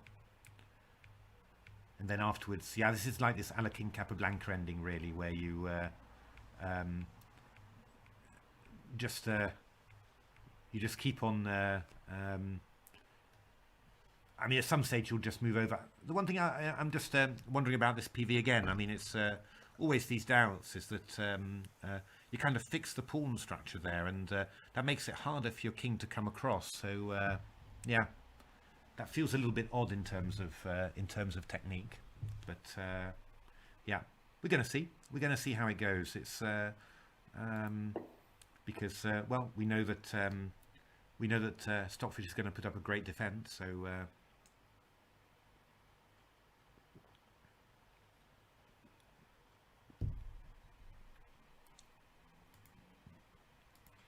but yeah. If I got this as white from the position that Leela had, I'd feel a little bit disappointed with myself. But yeah, if it's a win, then it's a win.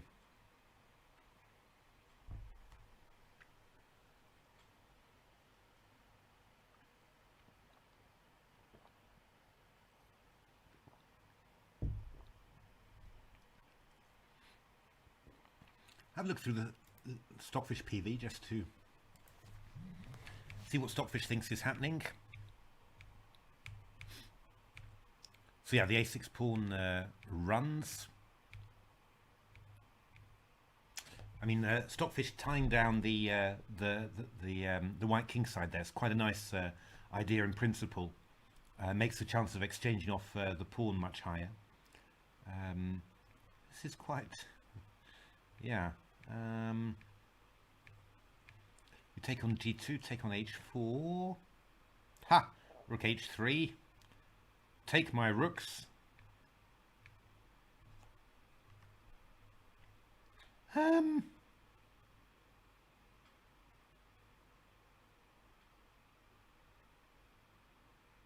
Rook b3. Yeah, it's just I'm thinking of the wrong coloured rook's pawn, but I guess after takes that that white can somehow play the king to b6 and get a bishop here or something, and just block. Not swap off the a pawn for a bishop, but just swap it off for just actually queen that pawn. I'm guessing, but this is kind of, yeah, okay. And then you come here, and this is probably just winning. Yeah, this is just winning this one. Yeah, needs some accuracy. I mean, yeah, I mean the basic plan for Stockfish at any rate is just push that a pawn as far as possible, then move with your king towards it, and yeah, and somehow you're going to end up getting a bishop on the a8 h1 diagonal. That's just the idea. And then what is Leela's PV is kind of shuffly. I'm wondering about this one actually.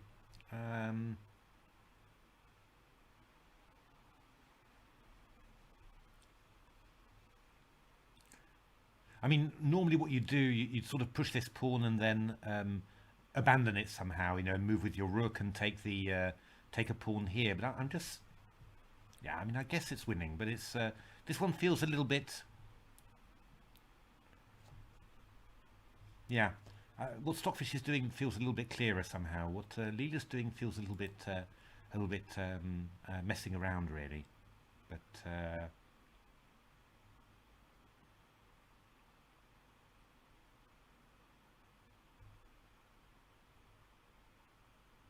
It is incredible though, the defense that gets put up every time. It's reminds me a lot of shogi really, because if you've ever seen any shogi computer engine games, then the thing about shogi is you can drop pieces in. So if you capture the opponent's pieces, they become part of your army, and you can drop them into the game. So you can imagine that defensive technique also gets obviously for attacking it's great, but for defensive technique as well, you can keep on dropping pieces to defend your king. And these engine games are just incredible, you know. Just you cannot understand it anymore, or certainly not my level. But just the amazing defenses that come up with pieces being dropped all over at strange places just to stop tactical threats. It's quite incredible. And yeah, I mean here as well. Just I'm really looking at the opening. You thought there's no way that you can reach any sensible position from there, but yeah, it's just an ending a pawn up, and white needs to win it.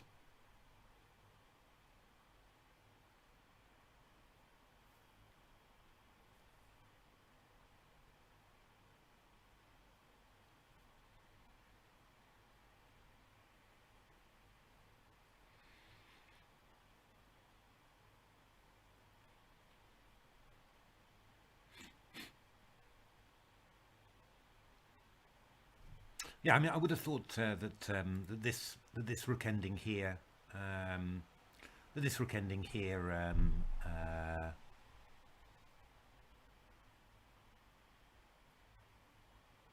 wow, seeing a comment in the chat. Fondelay tested Stockfish 14 versus Stockfish 11, with Stockfish 14 having 10 times less time, and Stockfish 14 won convincingly. My goodness me. Nah, it's incredible, really incredible, the advances that have been made. Also incredible that advances can be made. You just think how much further to optimal, but still, I mean, yeah, you see in the TCC that that the engines aren't perfect. They're still yeah, getting outplayed in some ways, and getting outmaneuvered and stuff like that. You know, so no one single engine has absolutely everything, but.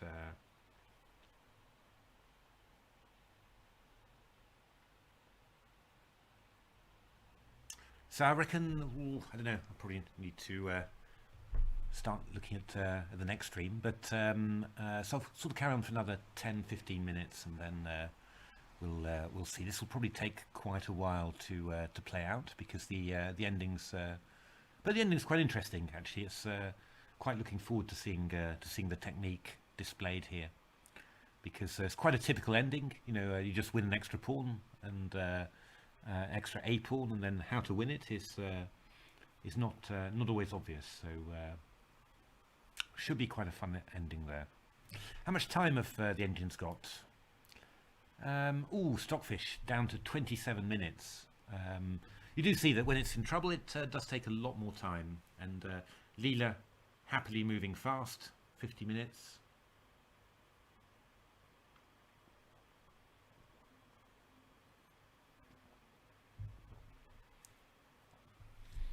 But now thinking for 9 minutes.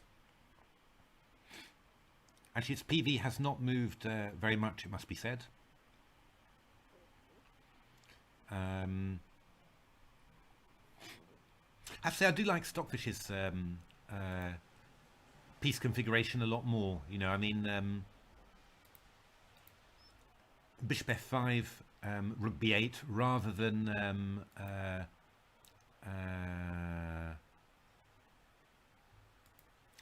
having the bishop, you know, the pieces like this. Really, this feels more active, and also it feels like the black rook can get active more easily. This feels a little bit, yeah, constrained, constricted. So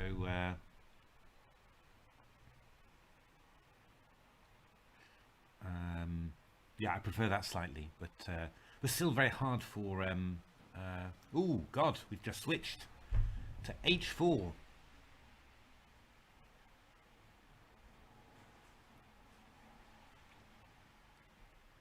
We're probably going to see a boom explosion here on the stream because h4 has been played in the PV here.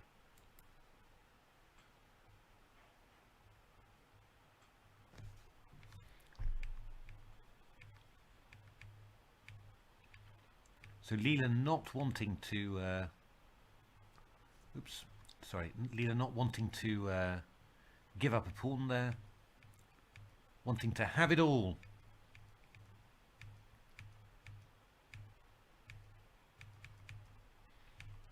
Okay, I mean this looks much more.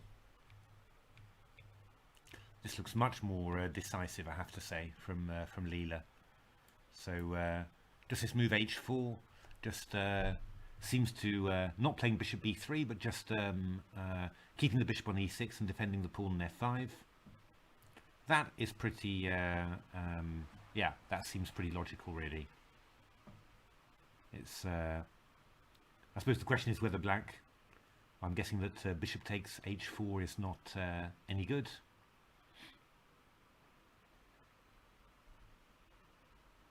I wonder. What would you do against bishop takes h4, actually?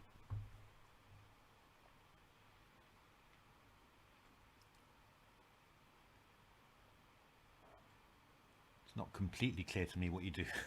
It's just, if you just looking at it, I mean, if you take on h4, you're coming back to g5 after. So I'm just sort of wondering, what have you got that's so spectacular after bishop takes h4 that you don't have...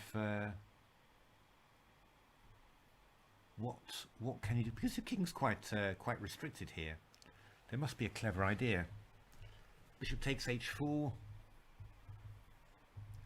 What's White's plan after bishop takes? Ah, let's have a quick look at the.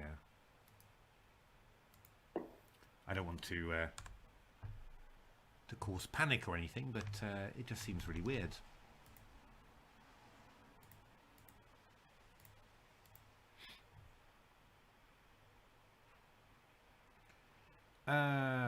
Where are we?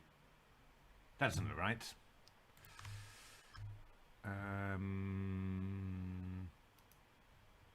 want this PV. BGM. New game.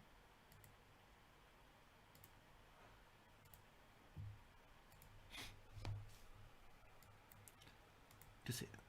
Has Leela moved actually, or not yet? Not yet. So after h4, if I just take like this, I mean, the point is that you know, the king's got very few squares. I mean, it can't go to d1 or c2. It can't go to b1. So,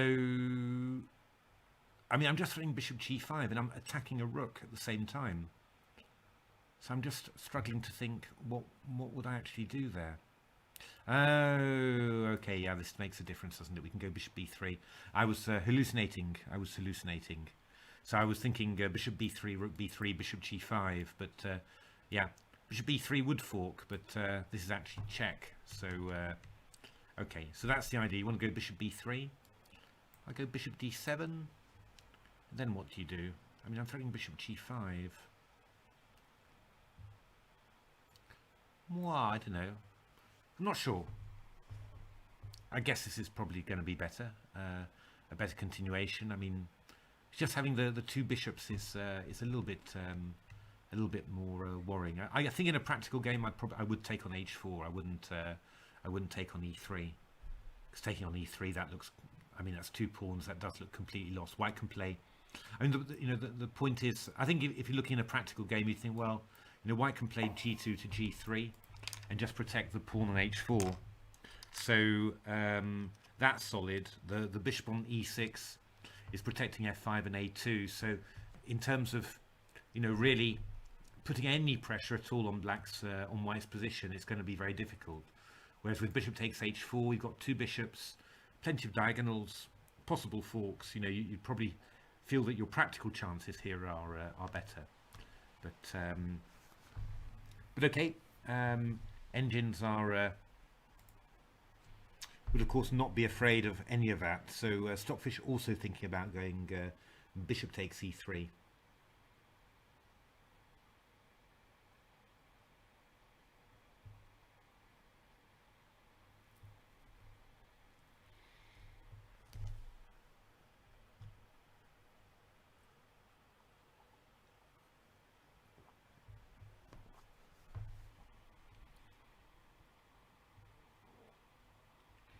So what's White's winning plan actually? So yeah, I mean you're 2 pawns up, but which is obviously a very positive development. But of course your bishop on e6 protects, but is also tied to these pawns, in particular the pawn on f5. So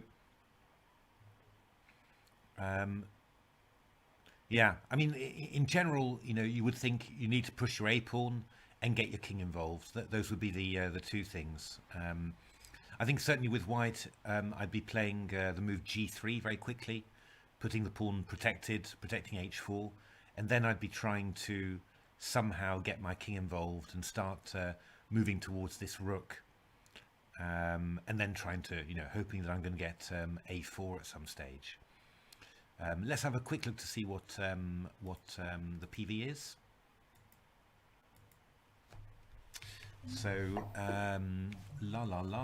g3, rook c8, nobody knows why, king b4, king c3. Not easy to advance, really not easy to advance this a pawn with this bishop covering and this bishop sort of a bit tied down here. So not very much progress being made so far, you've got to say. Bishop c6, rook c3, bishop b3. Okay, so what White's doing there, he's got his he's consolidated his king side with g3, got the king active, and now happy to give away the f5 pawn in order to get the a4 pawn rolling. So well, actually there Stockfish is keeping the pawn and then going for the, yeah, but this one's very good. This one's very good because the black king is so remote. You're going to get in king b4 and then the pawn's going to move. So that looks very good. Okay, but yeah, we just go king c4, king b4, and that's just completely winning. Let's have a look at Leela's PV. Bishop c6, very similar. Very similar here. Rook a8. Yeah, I mean, Leela's basically doing the same. You get the king involved, and then you're happy to give up the f5 pawn later. I think, that's a generally...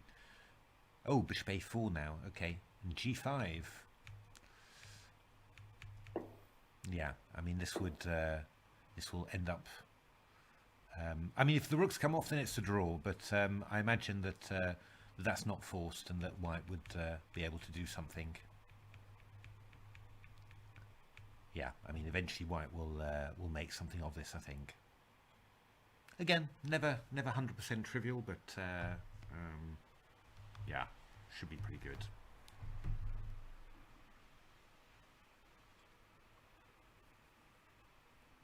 So yeah, I mean, I think what we're expecting then is the general plan from both engines is that White is going to hang on to its f5 pawn, not give it away straight away, which I think is sensible, and it's going to consolidate its king side with the move g3, then move the king up the board, And once the king's really active, then you're going to play, and black stopping the pawn a4 from advancing. You'll move your bishop back to b3, and then you'll be able to play a4. You'll give away this f5 pawn, but late, and then your a pawn will run, and you'll have plenty of time. That's really nice technique, actually. Really nice technique. Yeah, very instructive. It's but I do. It's nice to see. I mean, I was getting a little bit slightly confused with these giving away of the f5 pawn so quickly and so easily. Just didn't seem it didn't seem right, really. And this feels much more understandable, really. So. Oh, thanks, isolated pawn. That's really nice. I'm glad it's enjoyable. It's hopefully just gives it a bit of extra context to all the to the games, and sometimes when just watching people talk about it, it just gives you extra thoughts as well, just about stuff. So I'm very much enjoying doing it. I think that, again, as always, they are wonderful games. And hoping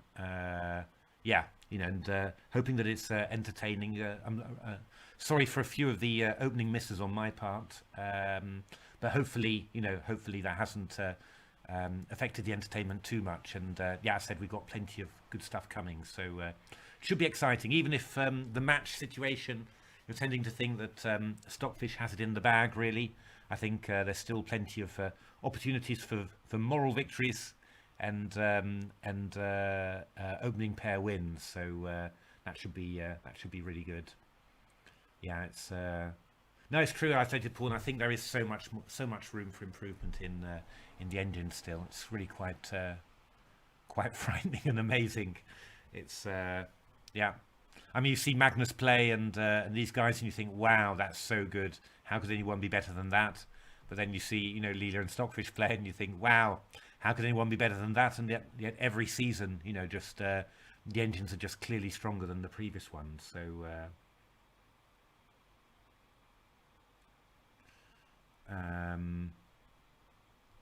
but we're making Mr. Beads rich, and that's very important too.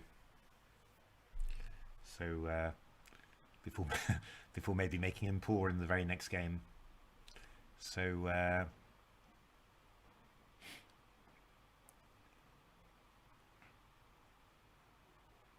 Yeah, this is funny from Leela, but I think that Leela well knows that how careful it has to be with the. This is really Leela's PV for quite a long time there, and let's have a look what Stockfish is thinking of. What's Stockfish ending up in? Stockfish is feeling. Oops, sorry. Stockfish is feeling that it can make. A bit more, well, it can keep white at bay a bit longer, but it's having to lose its h5 pawn, which is obviously not good news. That's then definitely going to be losing for black. But just managed to set up a new defensive structure. So it was stopping the pawn moving to a4, and now it's moved on to stopping the pawn getting onto a6. Yeah, with black pieces that active, it's still going to be quite tricky, or going to take quite a bit of time. I mean, human games, if you could put up this sort of resistance, you'd draw every one of these because, in a quick play finish, nobody could get back. But yeah, with obviously with when engines are playing, it'll always work out in the end. And both engines have masses of time. Stockfish a bit less, but obviously it's much worse, so that doesn't matter too much. All right, I think I'm going to end the stream now, and we'll have a look. I might do one later on tonight. I'm streaming from 7 o'clock onwards. The British Championship online standard play, and but maybe after that we can have a look. It's I think Jeroen's got a good opening next one, so I seem to remember. So should be quite exciting to watch. It's Oh, isolated pawn. Recommendation for improving the sense for the right moment of a pawn break. Sometimes rush too much and sometimes too hesitant. Yeah, it's a really tough one, and it's so many different types of pawn breaks. It's difficult to say really. There's always, yeah. I mean, always try and if it's a sort of a long manoeuvring position, always try and make at least sure that my king is as safe as possible before doing it. That's what I always try and do, so that if anything goes wrong, then at least my king's in a perfect position.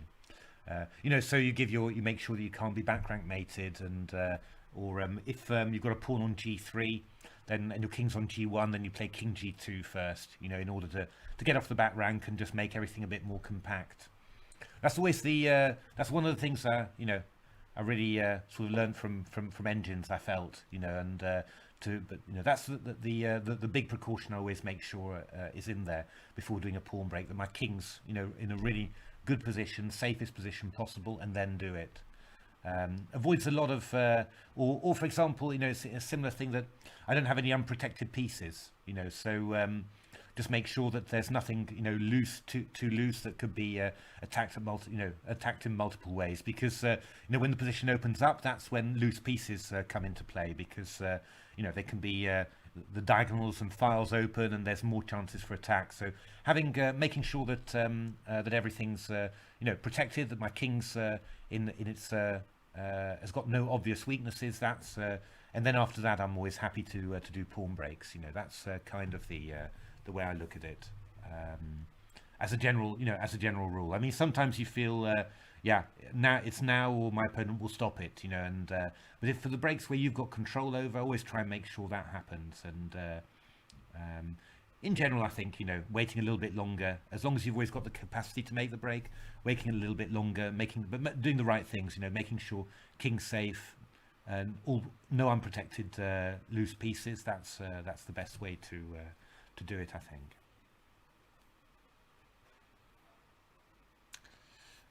All right, so now I'm going to end the stream now. We've got a little bit of a delay there, so I'll sort of wait and do nothing for loose pieces drop off. That's the one, isolated pawn. So I'll just sort of look and not do very much for a while. But I'll just be waiting for the stream on YouTube to end, and then end it there. All right. Well, thanks very much, everyone, for all the chat and the interaction. Sorry about the wrong screens. I'll keep on trying to improve that. I've got a note next to me telling me screen, and see you next time. Maybe tonight. Hopefully tonight.